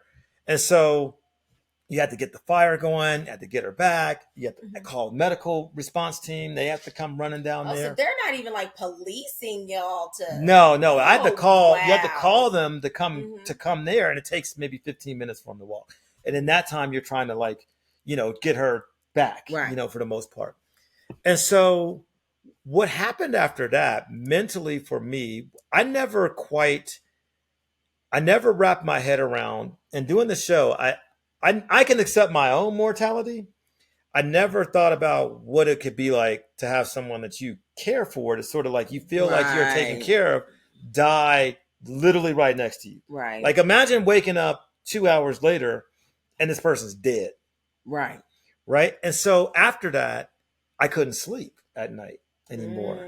I was up all night trying to keep the fire going, because I was like, I don't want anything to happen to us. And like any little thing was like triggering me. And so that was really the point where my head started, like my mentality changed. And I think Rachel, I felt I will probably always carry a lot of guilt about leaving before, like breaking my promise. I will always carry that with me. If I ever, and to the point where I owe her 21 days in the wilderness, no matter what. I do. I will say it over and over again. Doesn't matter where I'm doing. I don't care if I'm 80. If I'm 80 years old and she says we need to go back to the woods, then we're going back to the woods. Listen, I was disappointed. Okay. Oh, you tell me. You promised. I was like, he's a soldier. We were all disappointed because it was like your word, like it just. It made so much sense, and I was so confident. Everything he said. He was like, "No, I'm not okay." I was like, "I was so like, hard." But look. See, this is the part you get when you're on the outside looking in, and you be like, "No, this motherfucker am." No. What did he say? Hold on. I know he is not about to do this. No. And then I'm over here screaming at the TV. My hubby like, can you calm your ass down? But you just have that because you just seen it because it was so genuine. Yeah. And you felt it. And then he was like, if this motherfucker tap out, I'm going to beat his ass. Yeah. That's how I was I just really felt for you and her. Yeah. I still felt, I know he meant what he said. Like, yeah. You can just, I don't know. I don't know. I really, really tap into people. And I was like, he wasn't just saying that, like, yeah, I'm just going to say this. Yeah, girl, I'm going to be here till the end. But I felt like you let yourself down big time, and big her. time. So when you I was feeling all of that. Like, I got super emotionally invested. Yeah, Big she's time. she's Don't too judge me. emotional Yeah, than But me. I watch everything Because and I was like listen you, to I was about to whoop your everything. ass. Yeah. Because I was like, no, she Recklessness. But- Reckless I was alert. about to I whoop feel your you. ass. No. But you know, one of the things did though, but it did it like it. You could even see though, like it was still breaking your heart as well. Yeah. It didn't look easy, by the way. No. So that's why I saw like he just let his whole self down, Yeah. and including her. And it didn't seem like you were dismissing, like, but you knew you're like, I can't. The hardest thing, I think the hardest thing is like accepting failure when it happens, right? Like accepting it is like, it's one thing to do it. It's a whole nother thing to accept it. And so what Failure you is saw, its own beast. what you guys saw is like, I think what connects me and Rachel to each other is that there's failure. There was my own acceptance of that failure and her acceptance of that failure in that moment. And then there is forgiveness. And the first part, and I was just telling somebody this today. I was like, one of the biggest lesson I learned from that was quite important, right? Again, I can look at it as my adversary, like, man, I failed. I broke a promise, right? My word, all these things, right? Or it's an opportunity. Because there's another, it's you can now hold on to that and say, the worst thing in life is letting people down. So you really have to think about that. Number one, I saw how strong Rachel was. I think you can judge a book by its cover. Rachel is one of still, without a doubt, one of the strongest, toughest human beings I've ever met. And I guarantee if she was here right now, you would not think it I literally want to die with her. Yeah, she is she is every bit who she is. By the way, she's collapsed her lungs twice doing free diving.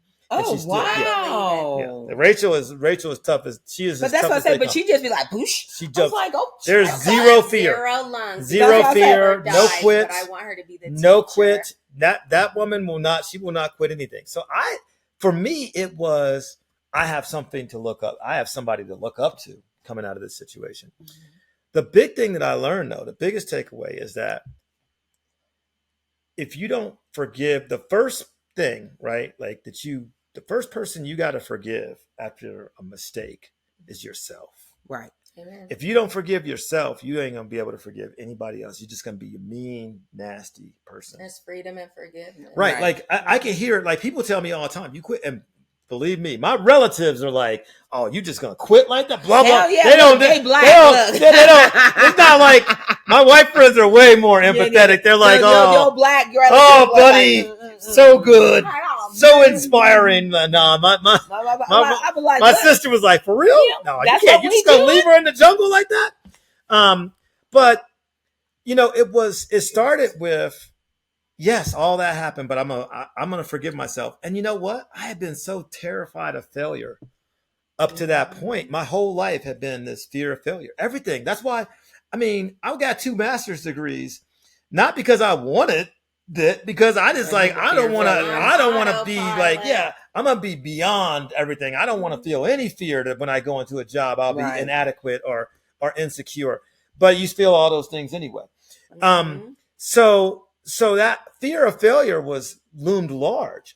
And I think the best part about it was that I knew, like, from the second I got back to you get back to the hotel. It's the hardest thing because then you're just by yourself. Now you go from like being in the woods with this person. Now you're just by yourself and you clean up and then you just feel, just like let down. You just got to put your head down and so, I remember reaching out to her after it was over. And I kept up with it. Like, I was shooting, you can communicate with the producers via WhatsApp. So I was like, tell her to stay strong and I'm praying for her and don't give up.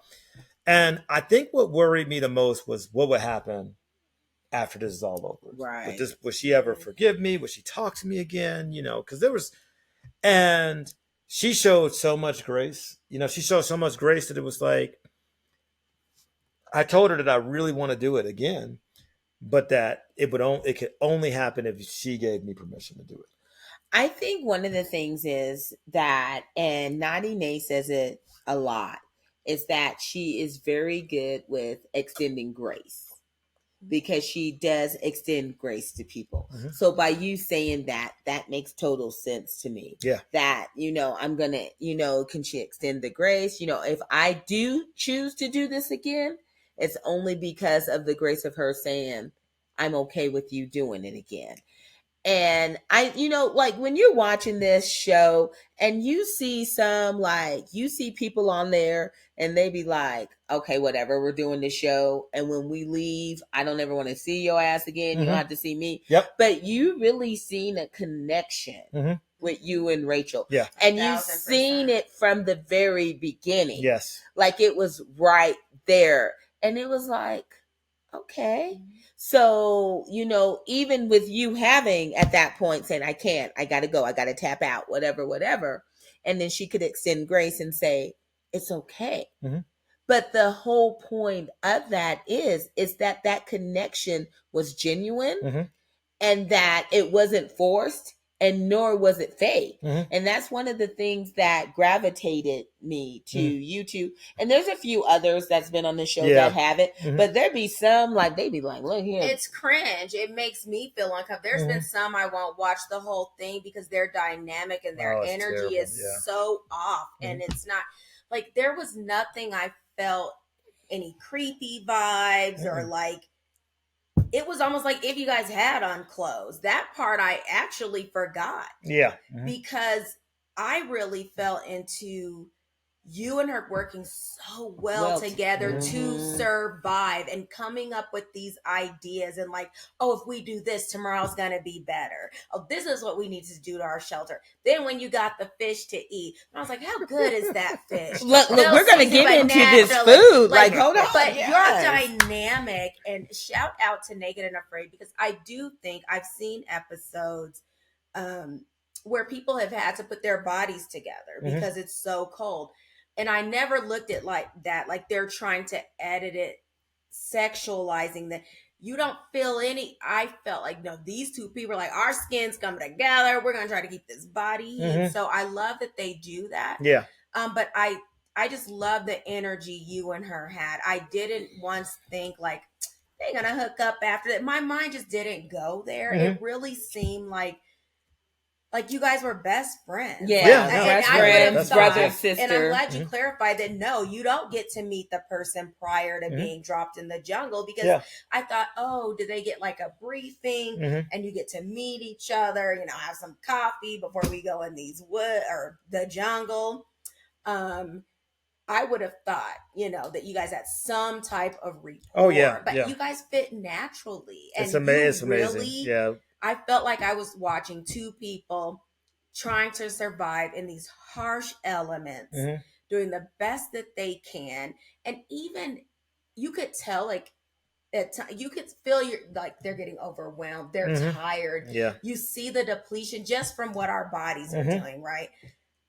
But you guys also had this positivity. It seemed like We were You guys were talking so positive. Listen, you would have wanted to hit me. I would have been in that thing like you, like Renee, you're gonna get up and get a piece of wood. Like what you? No. And I would have been like. No, that's what I'm saying. It was too damn positive because y'all like you would looked at me. Are you gonna? If you don't shut the hell up, I ain't gonna do shit. No, that was. So it's funny, right? Because me and Ray, so like we are both positive, optimistic people, right? Like I'm an optimist to no end. That was perfect. I've never met my match in that sense. I think she might even have a little bit of an edge because she stays at that point all the time. Like to the point where it's like a super strength. She doesn't when things hurt or when she feels like that, she uses that optimism to sort of pull herself back up. The big thing I would say is what you don't see is that after the show, the relationship continued to be one of inspiration. After the show, the forgiveness was empowering. Right? It wasn't just like, I forgive you. Go on. It was like, no, I forgive you so that you can be a better. So but you got to make a promise to me that you're gonna keep living your life. You're not gonna let things get you down. Because I think forgiveness is for yourself. Yeah, and I also think that I wouldn't have want if it would have been the other way around. Mm-hmm. I wouldn't want her to come out of that any less positive or Right, optimistic of right. a person that she was there, because like I want her to go on and succeed in life. And so, it's one of those things where it's like, I feel like maybe in another life we were like brother and sister or something like that. Yeah, that's what I said. That's kind like of reminded close me too. cousins, or It like was like you were brother and Yeah, sister. yeah. Sister from another mother. Right, Like you guys were right. brother and sister, and like Right. we're gonna do this. We're gonna figure it out. We're gonna make it happen. I saw the newest Guardians of the Galaxy movie. It's sort of Don't where they you get give nothing away. where they 'cause get- I'm a Marvel. where they get to like addict. they talk that whole group has like this Mhm. found family sort of thing that like sometimes your family is like, I got Yeah, the me and my people you me and get my to sisters and choose. brothers are extremely close. Right. And then there's my found family. And Rachel is People you like, get to that's like a choose. God thing, right? Like, okay, here you guys go. You're Got going to to go through this choose whole them. naked thing, and here you are. I it's funny, right? Like, when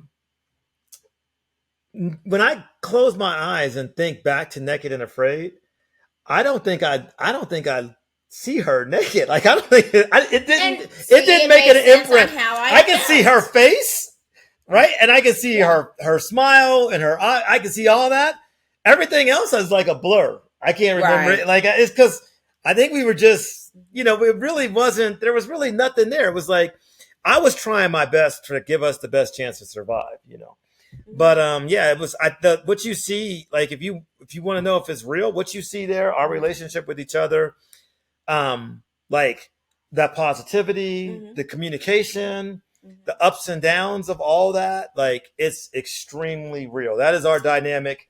That's our dynamic period. Okay. Season 15, Mhm. episode 11. Season 15. Watch. You guys have to watch this episode for more reasons than one. But the point is, you've got to watch. You got to watch it, Naughty Squad. You listen, but I want to tap on one more subject, and then I want to get into coming home and the realization of the new Na'im. Yep.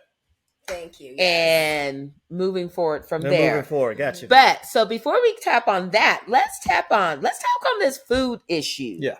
Because you were in there fishing, whatever. But like, that's the freshest. What else was ever. were you catching snakes? When the bugs? Let's talk about. You guys get a fish. We only saw the fish, but you're at the mercy of their editing, right? So you don't get to see everything. Yeah. So let's talk about that. Yeah. So there was actually there wasn't a lot to eat. So I kind of knew that going in. The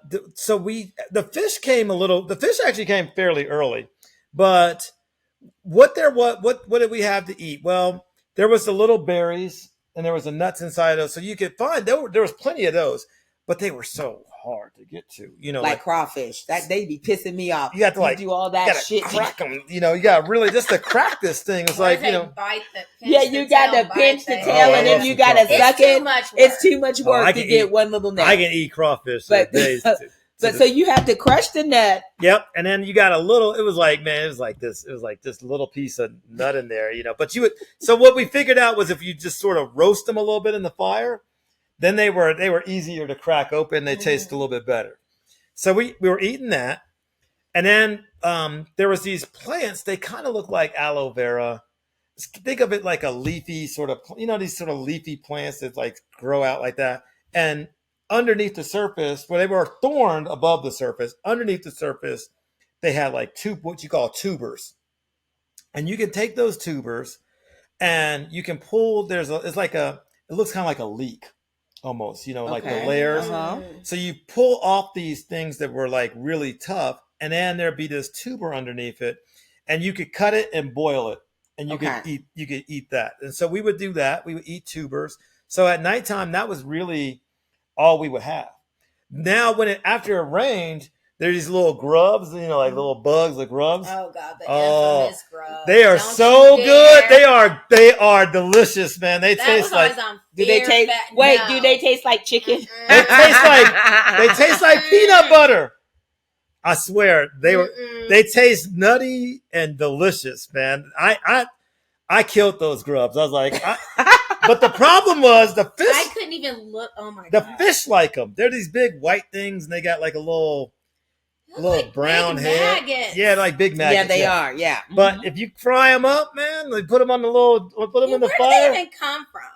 What are They they? lay the beetles lay their eggs. They crawl in the ground and they lay their eggs underneath the ground, and then they hatch and they come. That's why you got to dig them out to get them there. Oh, okay. They dig them out, and so they were. I ate those grubs. They were delicious when I could. But the fish also liked grubs. That was the best because when you're fishing, you use those. you don't know any. Typically, when you go fishing, you fish a spot. Like if you know anyone that fishes, they know where their favorite spot is. They got all their lines and lures, right? Mm-hmm. All that stuff is new when you go to some place you've never been before. Right. So, and I'm using, I got nothing more than a line and a hook. That's it. So you got to figure out first how deep the water is and where you need to set that hook, so that because if it's too shallow, the fish may swim right underneath it. They never see it. If it's too deep, the fish will never see it either. They swim over. Oh, wow. So you're constantly experimenting, and you're experimenting with different types of bait. And then finally, the thing that I started to notice that the fish liked the grubs. Mm-hmm. So the grubs became like, well, now I can't eat them because, eating 8 grubs and if you can't find any more, then you can't fish anymore. Yeah. So I was fishing, and I was not casting a line. I was just like letting it like lay out, and I had a stick on it that I would use for a floater so it would stay in the water. So that's how we caught the fish. And what we did with the fish was we cooked it, we grilled it. And then after that, I told Rachel, I was like, save all your bones and the tip. She's like, for what? I was like, because we're going to put it back in the pot and we're going to boil that. And you're going to get like a broth. Mm-hmm. And then we put some tubers in that. And so that was maybe the best night we had. Because it was like, the fish was good, but the fish broth, the soup, man, I was there. It was sitting on that. It was like just boiled, like the bones just became gelatinous. That was good. All I'm seeing is grubs right now. I'm grubs. Yes. I would have eaten. I'll eat anything. I'm not. It is clear you will eat anything. I will eat anything. And so when I came there, they let you take one thing with you. I did not bring one thing with me to Argentina. I brought like an arsenal of stuff. But I thought you're only allowed to have one thing. I'm only allowed to take one thing into the field, but that didn't mean I couldn't take multiple things into the country. Oh. And then figure out what was the best thing to take in the field. Well, la-ti-da. Okay, look at you thinking ahead. Yes. Okay. So I came down there. I had a gun bag, and when you open it up, I had like 4 knives, a machete. I had a blowgun that you can like blow, with the darts. With darts in it. No, Mosquito net, all this stuff. And I thought, that when I went to DIA, when I showed, they were like, "Where is it?" I was like, "You can just check it because nothing of us is illegal." Argentina, though, when I went through customs, I thought, "Oh, there's no way I'm getting out of this." And so I'm a Spanish speaker, so I'm talking to the lady at customs. It turns out she do the show. They have the show in South America. Yeah. So she was like, "Oh, you're going on the show." She was like, asking me questions. Big show. Yeah. So I had this blowgun. Now I've used it in the neighborhood. I cannot. Yes. So like I've gone around I cannot. in the morning time when I was learning how to. The neighbors used to see. They used to drive home and see all kinds of stuff. I had like one of these throwing spears, like a massage spear. And I had like a bag set up, and I'd just be tossing this spear into it. I'm glad you wasn't my neighbor, because I'd be like, "What the hell?" Shooting bows. I have a bow and arrow, and shooting bows and arrows into this thing and the target. And one morning I was walking around, and I saw some rabbits. I saw, we got all the rabbits around here, and I was like, "There's one right here." I hit that thing with the dart. Rabbit was done, man. I took him. Oh my! And here's the thing. We had a pet rabbit. I love rabbits, but me just show I took you that this. rabbit. I field dressed that rabbit. I boiled him and fed him to the dogs. He didn't go to waste. Oh my God! Look, I'm glad you wasn't my neighbor because I'd be like, "What the hell is this motherfucker out here?" Naughty Squad. Like, look, what Those is are he my out babies. Oh, here they're doing? beautiful. Let me see. How Oh, yes. dare you? I wouldn't shoot anything that cute. I wouldn't shoot How were anything that you cute. out here? Like, I'd be like, what the hell? Like, Look, you I'd be killed like, a- because again, I'm a nosy black woman. So I'm going to be on there. I'd be like, B, come over here. What the hell is our neighbor doing? Look at this shit. Like, what the hell does he got? Look, what is he building for? We need to go make friends with him because I don't know what he got going on. Oh, I used to be having But traps in the front yard. The neighbors, they knew I was on the show. Yeah. We are friends. Yeah, you'd want, like, I got you. The world ends, I got you. Oh my So, yeah, I mean, I God. learned how to, I built some traps on the show, too. I built a trap because there were birds. So I was trying to get one of these birds to come in the trap and catch it. Wow. So I built one of these. I'm really good at what are called spring traps. So there's a couple of, sometimes you can just set a trap that's just like a snare, and the animal sort of walks through it, and the snare closes on it as it pushes through, and it just strangles it. That's a passive trap. I like active traps. So I'll take a sapling or a branch and like secure it, you know, and have a trigger. So when it touches it, it snaps up in the air. Oh. And so I can make, you know, I even pranked the producers. The first night, you ever seen the Star Wars trap? The one that like, where it goes up in the air like that? Yeah, I set it into their door, you know, and I was like, then when they open the door, it's going to let this trap out and this thing's going to go flying up in the air. So I set a trap up and booby trapped the producers. I was very capable. They just didn't work in the field. The birds were too smart. Every time, a lot of times when I would see the bird and I had a stick, anything I had in my hand, I'd just throw it at it.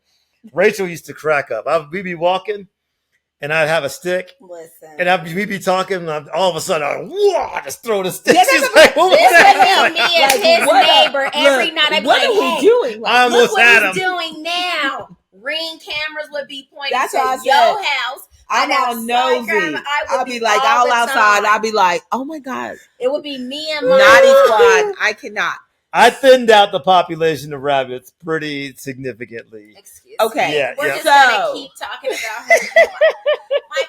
But even I love you. Even going into that, because you know, like, you know, we watch Naked and Afraid. You know, it's Naked and Afraid, whatever. But you know, my hubby and I are also are Survivor fans, and one of the things that pisses me off about that show, like, how can you go on the show and not make fire? Like, you have to be able to make fire. You need damn fire. Like, how can you not make fire and you're on this show? So, you know, within you killing the rabbits and all of that stuff, was that something that you also practiced too? Oh, like, yeah. You know, let me make sure I can make this fire no matter. Absolutely. Okay. Absolutely. So, primitive fire making, first is there's a couple ways to do it. Friction fire is the hardest. And right. Friction fire is using two sticks, and basically what you're doing is you're creating, you know, friction between those two surfaces, and that as it gets hotter and hotter and hotter, the sawdust actually catches on fire. You know, from you rubbing those sticks together, and then you find you're transporting that ember to like a pile of leaves or something like that, where you can blow on it and get it to light.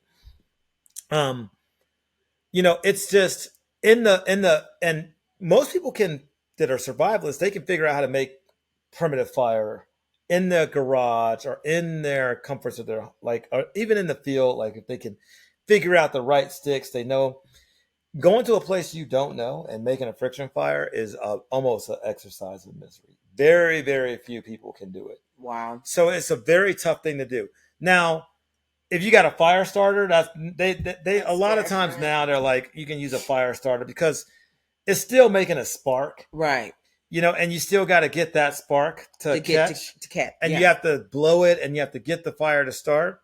But it's not, you know, like that's the part, you know. And so those skills, you have to constantly practice. I mean, there was a couple things I did to prepare. So I would run a 5K with no shoes on to toughen up my feet, even during the winter. I was going to ask you, did you build calluses? Yeah. That, and did you put on weight? Yes. So, The okay, first time. that seemed Yes. like a Yeah, first common, time. yeah, Yep. to do. Okay. Yep. And then I would go to St. Mary's Alice's Glacier. And I would spend the night there You're with no crazy. tent, no nothing. Yeah, I would build. but you You are had to legit because you had to get crazy. your Yeah. body ready. I would build a It's shelter. okay. It was so funny because people would come up in the morning time, and I'd be out like they'd be like, is that a? Oh, there's a person in there. Wait. Because I built a It probably shelter. was like there's a black person in there. No, there's a black person in there. Did they give you a few dollars? Did they think you were home? Here. No, they would sit down. They would sit down because I had a whole setup. You know, I would carry like so. I would make a shelter, but I would take food. I would take some food with me, and I would take like some dishes and stuff. I would still make a fire. I'd make the fire the primitive way, but people would come up and I'd have like my cast iron thing going, and I could make a gourmet meal on a campfire. Man, I'm pretty functional. Okay. Yeah, I'm pretty functional. So that's good. That's very interesting. So, okay. So we've been on there, we've had this experience. You said you needed it because you really need to figure out who Na'im was. Right. Moving forth. Yep. So now you come back home. Things change. Yeah. Because now you're a new person. Yeah. Or I wouldn't even say a new person. You know who you are now. Yeah. And who you are is not necessarily where you were before Not you at left. all. Not at all. So moving forth now, so now we're home. Tell me about that. So coming home, I think the coming home, it was hard, and I came back into a situation where I knew, the marriage wasn't in a great place, and I quit my job. Quick question though, real quick. You quit the VP, huh? Yeah. Real quick, because I think Nae, though we've talked about this in the past too. I don't think titles and money make who you are. Absolutely not. So when you're looking at yourself, that stuff doesn't matter. It's like you. So, but what I wanted to ask you, so like you came home, you're a new person, and then you walk in that door. And what's the first thing you think? So what was interesting coming back was that no one really gave a shit that I had done it. It was like it was just really was like the opposite effect. Like no one really cared. The neighbors didn't I meant to tell. I was like talking to my neighbor, and he was like, "I just got this new Jeep, and I'm building." And he was just like barely talking to me, and I like bought gifts and stuff for people, and it was just like no one really cared. You went on naked, and like the bravery that takes to be so vulnerable to the world in a world now too where people are such trolls on the internet with shows and their free comments about who you are and all. I mean, everything you opened up, you revealed yourself. Right. There's so much. What do you mean that you returned and no one had zero F's to give? It just really Does wasn't. Make sense? I came back and just more or less went back to life as it was. But for me, I came back and I was like, I'm starting my own business. I've always wanted to do consulting. I'm going to start consulting. And so I came back and I started a consulting firm. It took me a few months to sign clients, but I did sign them. I got another job to like float me and get health benefits and just while I was worked as a consultant. And I think I want to say, so I got back, let's see, that was May when I did this show. So I got back around June. Me and the ex, we went to counseling, right? And I think I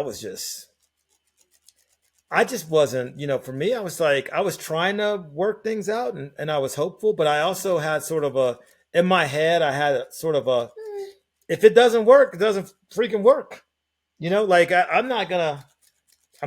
there's who I am is not determined by my proximity to another human being. It's just not. Listen, right. Trying and how many lying. So you and how many were years trying at what? Nothing. There was nothing there. Yeah. You know what I mean? you came back to me growing into your purpose. Yeah. You got onto the road of purpose. Exactly. That's what I apply to No, myself. exactly. Like It's right exactly now, it. I'm on a journey. Mhm. Right here and now, you're witnessing my purpose Mhm. with my cousin. Yeah. You know what I mean? Like everything that's happening now in my life is exactly what's supposed to be happening. Yep.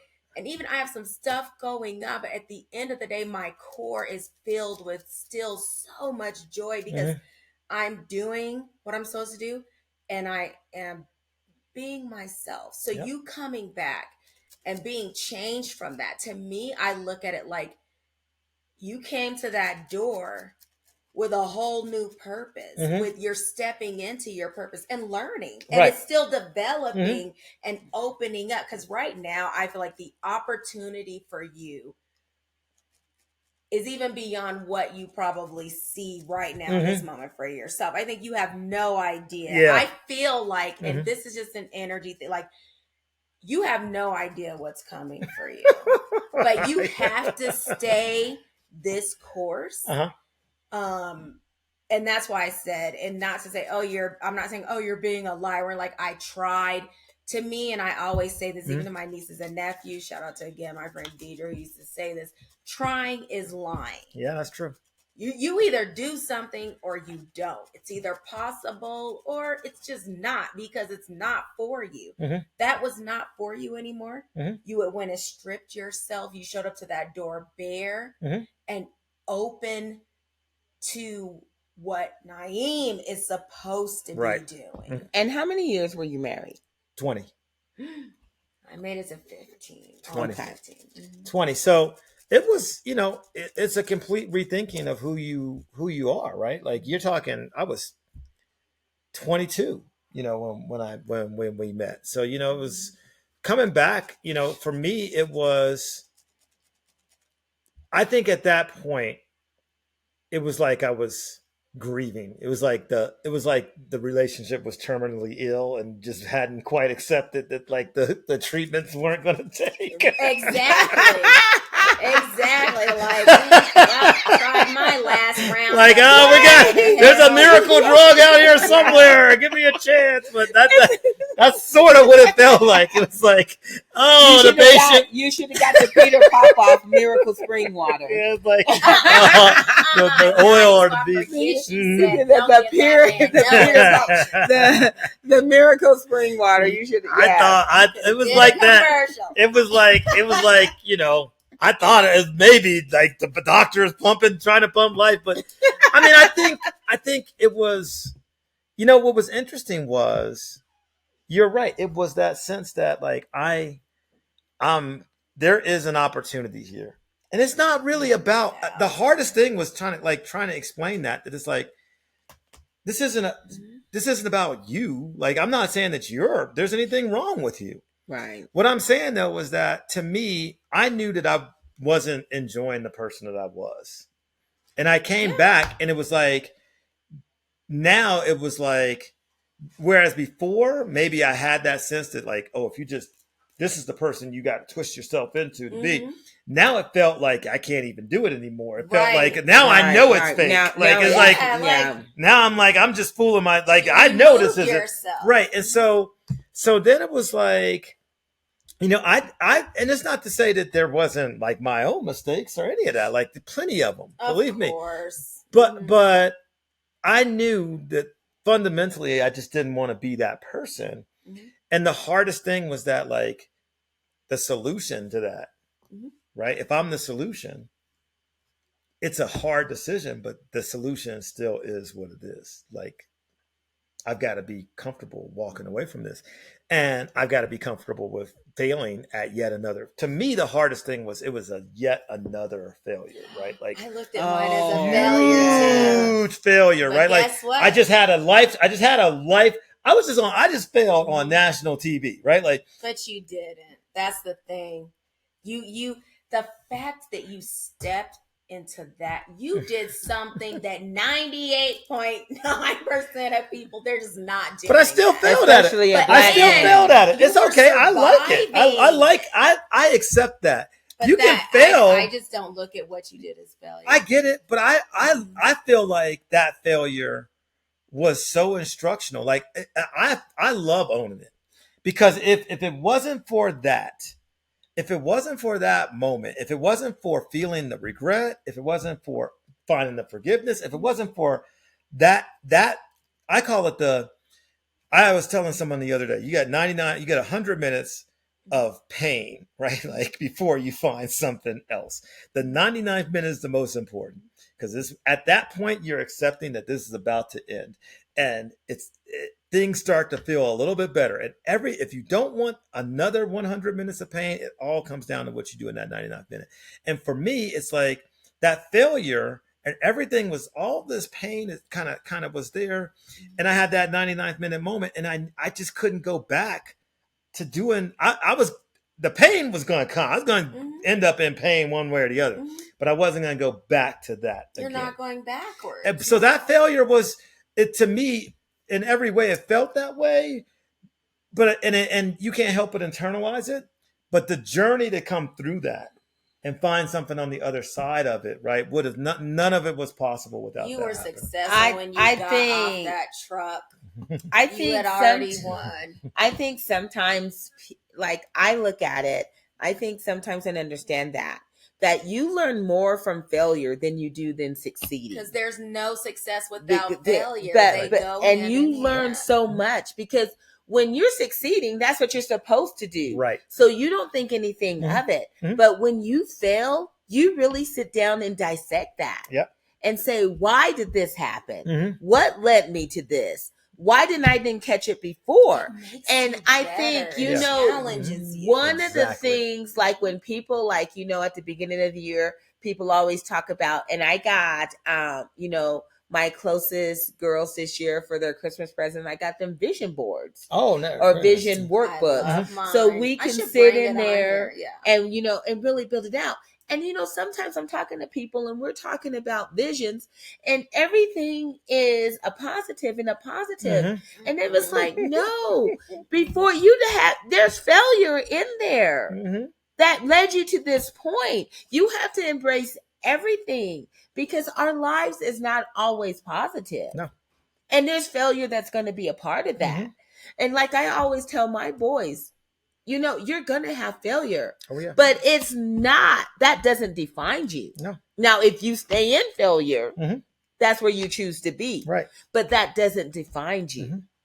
We project, again, you project out based on what you are feeling currently. So it's like, if the hardest thing to me is to be experiencing something terrible right now and project out something good, right? Like to say, oh my God, like I had experienced just a couple months ago where it was like, Dad, I don't know how I'm gonna eat.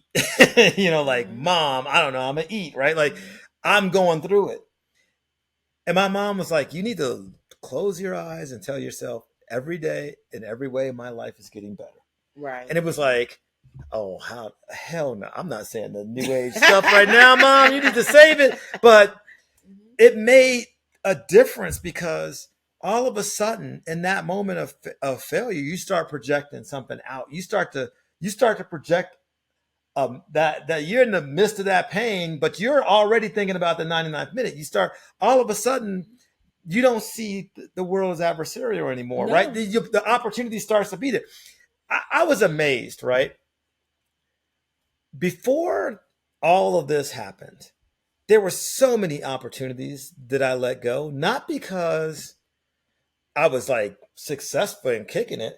It's because I was so stuck in that comfort zone.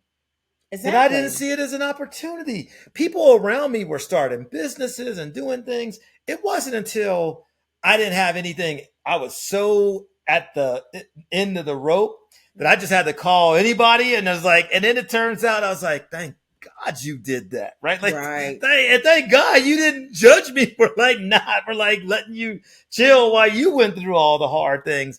But it was like all these things that were opportunities that I had just never took advantage of. I just let things, and I was thinking about, why am my life changing? Why am I doing it? And it's like, it's because all these opportunities were there. They all looked so much harder than what you were doing, and you're sitting around being thankful that you got comfort. Right. And it's like, well, that person's grinding. Grinding. Right? Grinding. That person's suffering right now so that they can get somewhere, right? It's 6 months from now, you're projecting out that, oh, in 6 months, my life's going to be even better than it is now. And what happened? The exact opposite. In 6 months, I'm down here thinking, oh my God, this looks great what you got. I take that problem in a heartbeat. Right. Help me, right? We got that tendency, I think, a lot of times to say, oh my God, we're so comfortable things that are right now. If you don't push that boundary, if Black people, if we can't push our boundary beyond our comfort zone, right, then we aren't prepared, because the world is going to continue to throw struggles at us. And I think our parents, the generations before, they did leave their comfort zones. They did. They migrated away from their homes, right? Like they left and went from the south to the north. They started their own colleges when they needed to, right? Mm-hmm. Their own businesses, right? They heard no more than they heard yes. They left their comfort zone. And they told us that like the goal was for you to fit in and find the comfort zone that they thought everybody else had. And it's the worst thing that the worst thing that could have happened to us is feeling like we should be content to just be part of the ups and downs. And ups and downs. Like, I tell everybody, because they're like, oh, you and your hubby are always gone, blah, blah, blah. I was not put on this earth to just pay bills and die. Yeah. You work, pay bills, and die. I think this year, 2023, I call this, for me, this is the year of positive uncomfortability. Yep. Because I have to step outside of my comfort zone. If I want to get to where I want to get to in this world, I can't be comfortable with where I'm at. Mm-hmm. And it's so I always look at it. I started my own business. We started the podcast. Mm-hmm. We got all this other stuff going, but it's positive. There's a difference between being uncomfortable and having positive uncomfortability. Right. And that's what I call it. I'm in my positive uncomfortability right now. Like, I'm uncomfortable doing all this stuff because I never done it before. Right. I don't know where it's going. Mm-hmm. But what I do know is I have to take that chance. Yeah, exactly. People always say, what if it doesn't work? What if it does? That's fine. What if it doesn't? But what if it does? Exactly. Chances are it's going to be some of both. And it brings it's because sometimes it's not going to work, and sometimes it is. And what your action is it doesn't really make any difference. It's the mindset that, like, no matter what, you're not the problem. Right. You're the solution, right? Like, the problem wasn't that, like, oh my goodness, I can't do a podcast. The solution was, oh yes, we can, right? It starts with just that first step. Okay, how do we get here? How do we get here? Before you know it, the universe puts you in touch with, like, the sector. I read the book, what's it called? The Alchemist. Okay. The Alchemist, right? And they talk about this concept that when you take a step towards something unknown, but you do it with intentionality, that I want to do something for myself. Mm-hmm. The universe brings people together to you to help support that path. Right. Right. It's crazy, right? But how many times can you go back and say it happened? Like, when you actually push beyond your comfort zone, it's funny, right? Because you didn't see of course you go back and go, I would have never done it without so-and-so or this person or someone, they helped me with this. They wouldn't have known until you pushed past, right? That opportunity was always there for you. You just, we want to stay in that comfort zone. And that, to me, this show has been more so than anything else a chance for me to say to other Black males that, like, there is something to stepping beyond your comfort zone. Like, don't watch this and say, oh man, I'm never doing this shit, right? It's not about that. Watch it. You don't have to go run naked in the jungle. The whole point is to see that and say, what could I discover about myself if I'm willing to just push beyond my comfort zone, right? Like, what am I avoiding because it's hard? What am I afraid of, right? That I'm not doing, or that I'm watching pass me by because I've wrote a story that says that I'm not good at I'm not good at math. I'm not good at reading. I'm not good with my money, right? Like that's all the past. Like you're just avoiding these things because they're hard. And the more to me, I took on what I thought was the hardest thing I could do as a human, I could do as a human being, which is go out in the jungle naked, starve, and try not to freeze to death, right? And try to survive, right? But that doesn't mean so. For some people, it's just getting up and getting your pain, your meds. It's quitting drinking. Some people, it's just sitting down and talking to that relative that you have had a beef with for 15 years over some BS. It's forgiving people that came into your life that maybe didn't treat you the way that you wanted them to, right? And you've been carrying around all that pain, right? Your jungle doesn't have to be physical, right? Right. It's like those are the opportunities that are passing you by because you don't want to step outside of your comfort zone. And that's why I did this show. And when I came back, I can't say that I'm the first to tell you that not every step I made was a step in the right direction. Not even close. But it got me to a point where I was willing to keep taking steps. And eventually I found the path that I needed to walk. Right. So it's there, but you got to push beyond the comfort zone. The steps. That's right. Even like when you listen to Tyler Perry and when he talks and he was like, he was living in his car. Mm-hmm. He was like, I'm living in my car. My parents was like, are you damn crazy? Like, what are you thinking about? And look at him now. Exactly. You know what I mean? So it's so hard, especially us amongst Black people, for us to do that. One of the things, this is really crazy. A long time ago, hubby and I was watching 60 Minutes. And it was about this white couple who sold everything they had because their dream was to have a winery in California. Right. They sold everything they had. They bought the land for their winery. They lived in a tent on this land for 2 years.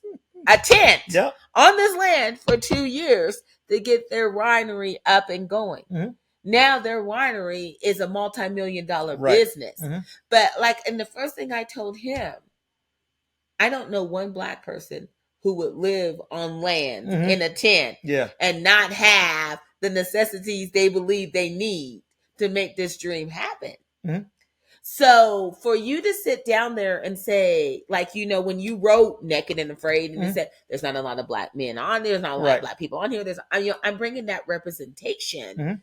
So for you to even, and then to watch the Rachel and you would have even never discovered that relationship or that independence that you didn't know you had. Right. Had you not stepped out of your comfort zone and said, this is what I'm doing. Exactly.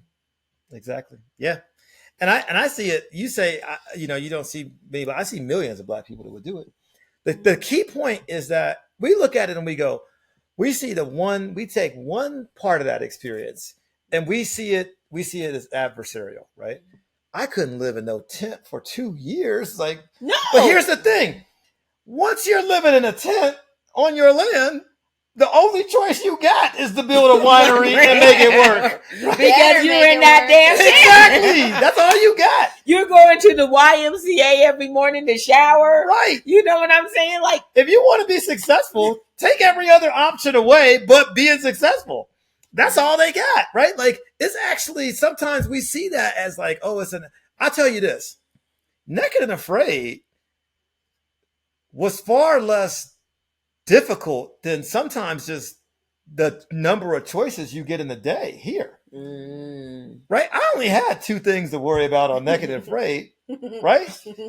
Eat and don't get killed. Eat and make a fire. Yeah. Drink water and eat a fire. That's it. You got hydrated. There's nobody coming with bills, right? No one's chasing you down the street. No one's calling you trying to sell you something crazy, right?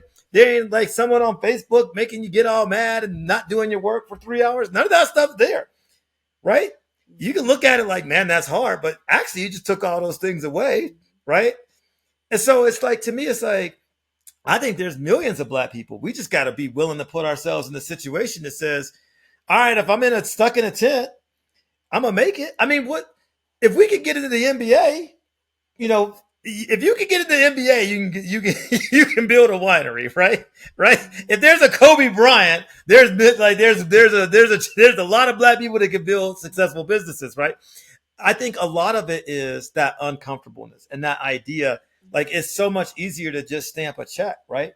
It's so much easier to just to enjoy your life in the same way that everyone around you is. It's a lot harder to say, I'm gonna put myself in a miserable situation. Everyone else is looking at you saying you're crazy. Tyler Perry is saying you're crazy living in your car, right? I think you go back and you look at it. Lots of people do that. You don't get anywhere if you aren't willing to risk it. I can tell you, owning my own business, like I felt like I used to kept saying it's like making a diving catch every month.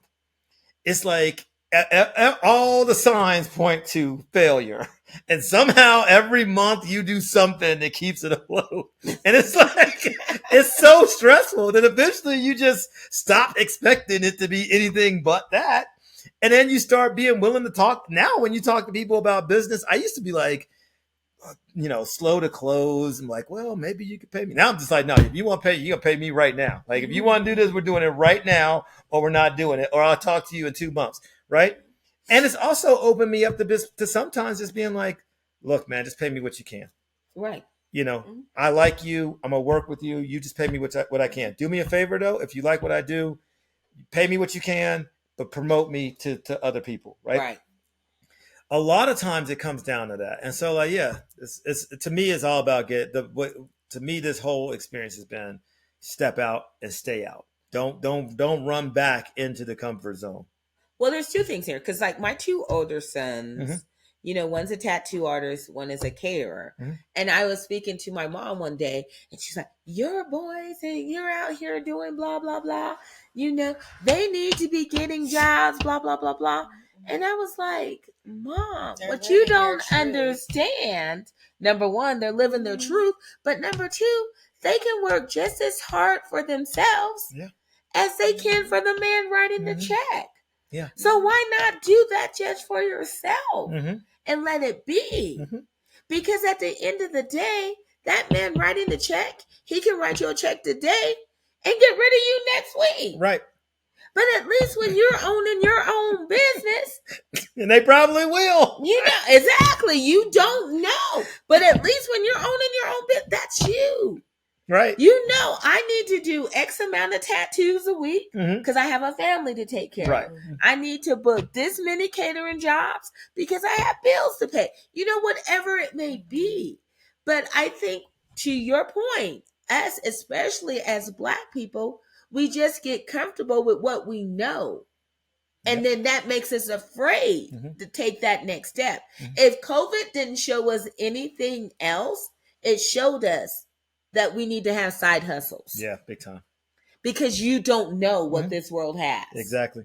And what you're experiencing right now can change. Exactly. It might be great right now, and a year it may not be. Unless you go through that ups and downs and you notice you can weather it. I think the best thing that is that I can hang through the highs and the lows. Right. I mean, I've been like starving and feeling like, oh my God, man, like I don't even know. You're on I don't even know I'm gonna get through the next 20 minutes mentally, let alone next day. So.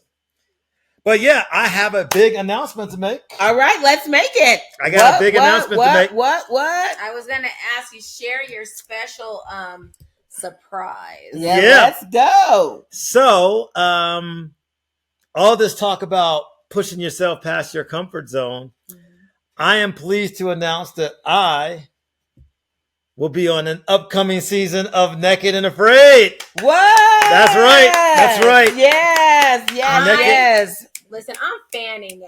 Yes. Since you arrived, and I'm trying not to be that person. Yes. But to hear, oh my God. Yeah. So, I'm gonna have the 4 bottles of wine. Again, if you haven't watched the previous episodes, when was it, Nate? Listen, first of all, just binge Naked and Afraid, period. But this episode right here, season 15, episode 11. Watch it. 1. Get to know him. Yep. Get to know this. And now he has his it's coming. Yep. The new episode of Naked and It's Afraid. not just one. So here's the best news about it. Here we go. It is a full season of episodes. Episodes. Listen, no, I'm full threatening season. you right now. Now I know you cannot give away anything. Yes, I'm I not going to cannot. even try to. That's pull right. it. That's right. You gotta But watch. what I will say, if I'm not on episode 4, 5, and 6, and you're gone, that's it. Now I'm about to do 25 to life without the possibility. Yeah, hey, Exciting. You're And not so, breaking my never heart know. this time. You sir. never know. No, You never know. Look, we're gonna tune in, Mhm. but if we have to tune out because your ass done left, we're gonna have a situation. Hey, I'm just saying. here's But what I can say. It is the most difficult Naked and Afraid challenge is the most difficult challenge that I've ever seen the show do. No tools. you can't even bring your Can't one. Not your one Can't little bring match? anything. No Ah. tools. No map. On a deserted island. A castaway. It is the scenario of washing up. Imagine falling out of a cruise ship and washing up on a deserted island in the middle of nowhere with nothing with nothing, not even the clothes on your back, nothing. And that is the scenario for Naked and Afraid castaways. And what I can tell you is that it is going to be one of the most memorable seasons of this show. Look, don't be teasing us, and your ass is my gone God, after episode I 2. legit Like that's what I have said. Don't to be watch teasing and us. see. We're gonna Did watch you and say see. the premiere date time? Premiere. Yes. Again, do So, whatever. Naked and Afraid Castaways premiering July 30th. You don't even have to wait that long. We're talking 2 weeks. 2 weeks. July 30th. 2 weeks. 8:30 p.m. Tune in for Shark Week. Get your shark feel. Absolutely. I love They're gonna- Shark Week. That's they're my gonna have- favorite week of the year. They have all kinds of. There's going to be all kinds of little tidbits about the show during this time and the lead up to it. So tune in to Shark Week on Discovery Plus, HBO Max, Hulu if you got it. Now, it's The right. Max. You're gonna if even if you aren't a fan of the show, if you've listened to me and you've heard what I'm telling you or what I'm saying, I everything that I say is true. Is from the heart.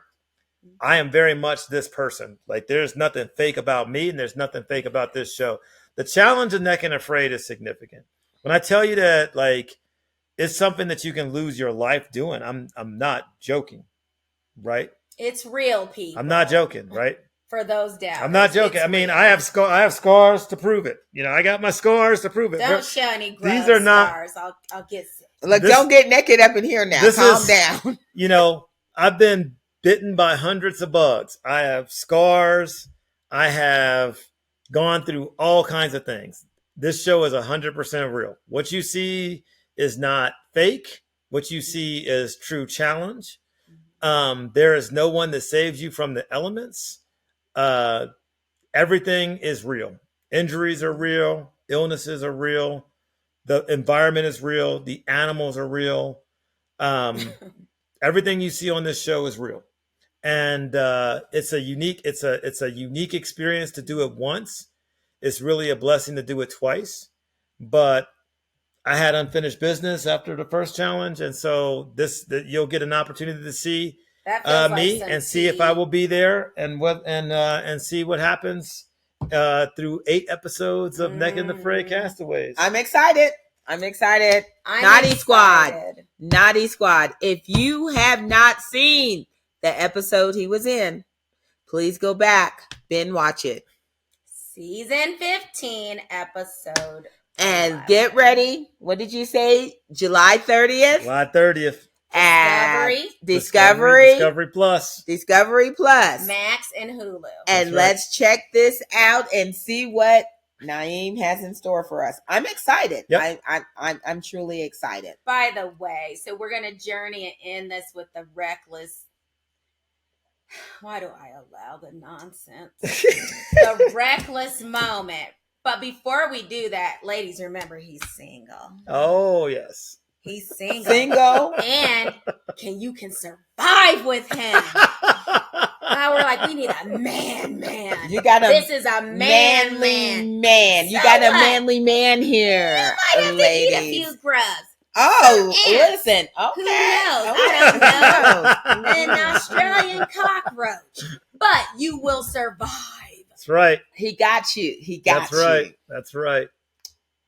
There you go. So we're going to now, oh God, every time, journey into the reckless. You know, I never know what to expect because I'm serious. She doesn't I don't check who's going to ask me something. I do check and make sure I have something for the naughties moment, but I don't read it. But I also don't want to know what's coming at all this because it's just best. So disclaimer, as you like to have a disclaimer earlier, I have nothing to do with this recklessness. Boy. That is all. I feel like I need to apologize to Mom now. Oh, yeah. listen. Apologize to our wonderful guest who honored us with his presence. Like, first of all, I would like to thank Na'im McKee for coming on here, just really giving us an overview of Naked and Afraid. I can't even do that. Naked and Afraid, about the journey that it took, being there and the transition coming back. Right. Greatly appreciate you. Sharing your truth, by the way. So, listen, after we watch this season where you better be in every episode, but if you're not, we'll still finish it. Anyway. We definitely come back. With your presence, please. So we can have that. Yeah, honor? Absolutely. Absolutely. I'm coming back. You're alive. So I'm we alive. Don't have to worry about that. Absolutely. I'll be back. Look, it's a hologram, y'all. We're just talking to the hologram. AI. So, all right. So listen, as I said before, I celebrated the double nickel last weekend. I do the whole month. I was the double nickel. One of the things that I realized and becoming the double nickel is that I have lived the majority of my life on this earth. I don't know how much I have left on the other side, but what I do know is I'm going to live my life for me and unapologetically. Now, having said that, let me get into my reckless moment. One of the things that you do, and I know people say it for a lot, that you have people in your life for a season, and you have people who grow roots with, and they'll be there an eternity. And then there's people in between. One of the things I noticed last weekend is that Naughty Squad, you have to celebrate the people who are important, that you're important enough to celebrate with. That's true. Meaning, granted, I'm extra in Naughty Squad, y'all know. I had 2 parties. I had the kimonos and mimosas, and then I had the old school house party that night. But one of the things that caught my eye, that people who could give you their whole day and say that, oh no, we're celebrating you. Yep. You're everything. You're there. We're here for you. Whatever. We're going to go home. We're going to nap. We're going to be back tonight. We're going to party. But then you got these heifers. See, now I just said this is going to be Then beautiful. We got these heifers that pretend. It's not a good time for this. Oh my God. Then we got these heifers that pretend that, oh yeah, you're important. We're going to hang with you. We're going to do all this stuff. And then they're nowhere to be found. So where does that leave you at that moment? And then they text you and give you some BS about, oh, this was going on. This is going on. Listen, bitches. People make time for people they want to be with. Yes, they do. People make time for your energy or whatever you want to do. If they wanted to be there, they wanted to be there. So my reckless moment for tonight is you love the people who believe that you are important enough to be with. Yep. And those bitches that want to send you texts or want to say XYZ or want to do this and that, fuck them. because they wasn't there to begin with, Yep. so they don't need to be here now. Yep. So my reckless moment is love the people that love on you and fuck the other ones. Thank you. I can't disagree. You gotta pull up. You gotta pull up for your people. Thank you. It's not Thank that you. hard. How many times I can't tell you. We can black people. We can all tell you. We probably watch all 4 house party movies. Thank you. Hello. Yes. Right. We don't watch how many. Tyler Perry. I love him. How many Medea movies we don't watch? Right. You can't pull up for somebody's birthday. You crazy? Yeah, of course. You got to pull up for the people you love. You got to pull up for. I'm right there with you. You got to pull up for them, and especially if you've known them for years. Yeah. If you've known them for years, mm-hmm. And then the whole purpose of you. Look, I met a gal 2 years ago on my girls' trip to Dubai. She flew in for my party for 2 years ago. Shout out to LaShawn. But I'm just saying. I don't have time anymore. I'm not going to do this anymore. Mm-mm. And again, I'm the double nickel now. So what that means is, unapologetically, I do me. Mm-hmm. And I'm done with you. First of all, you've been unapologetically doing you. This is strange. I don't know what she is talking about when she is saying that. I am confused because if there is more of recklessness coming...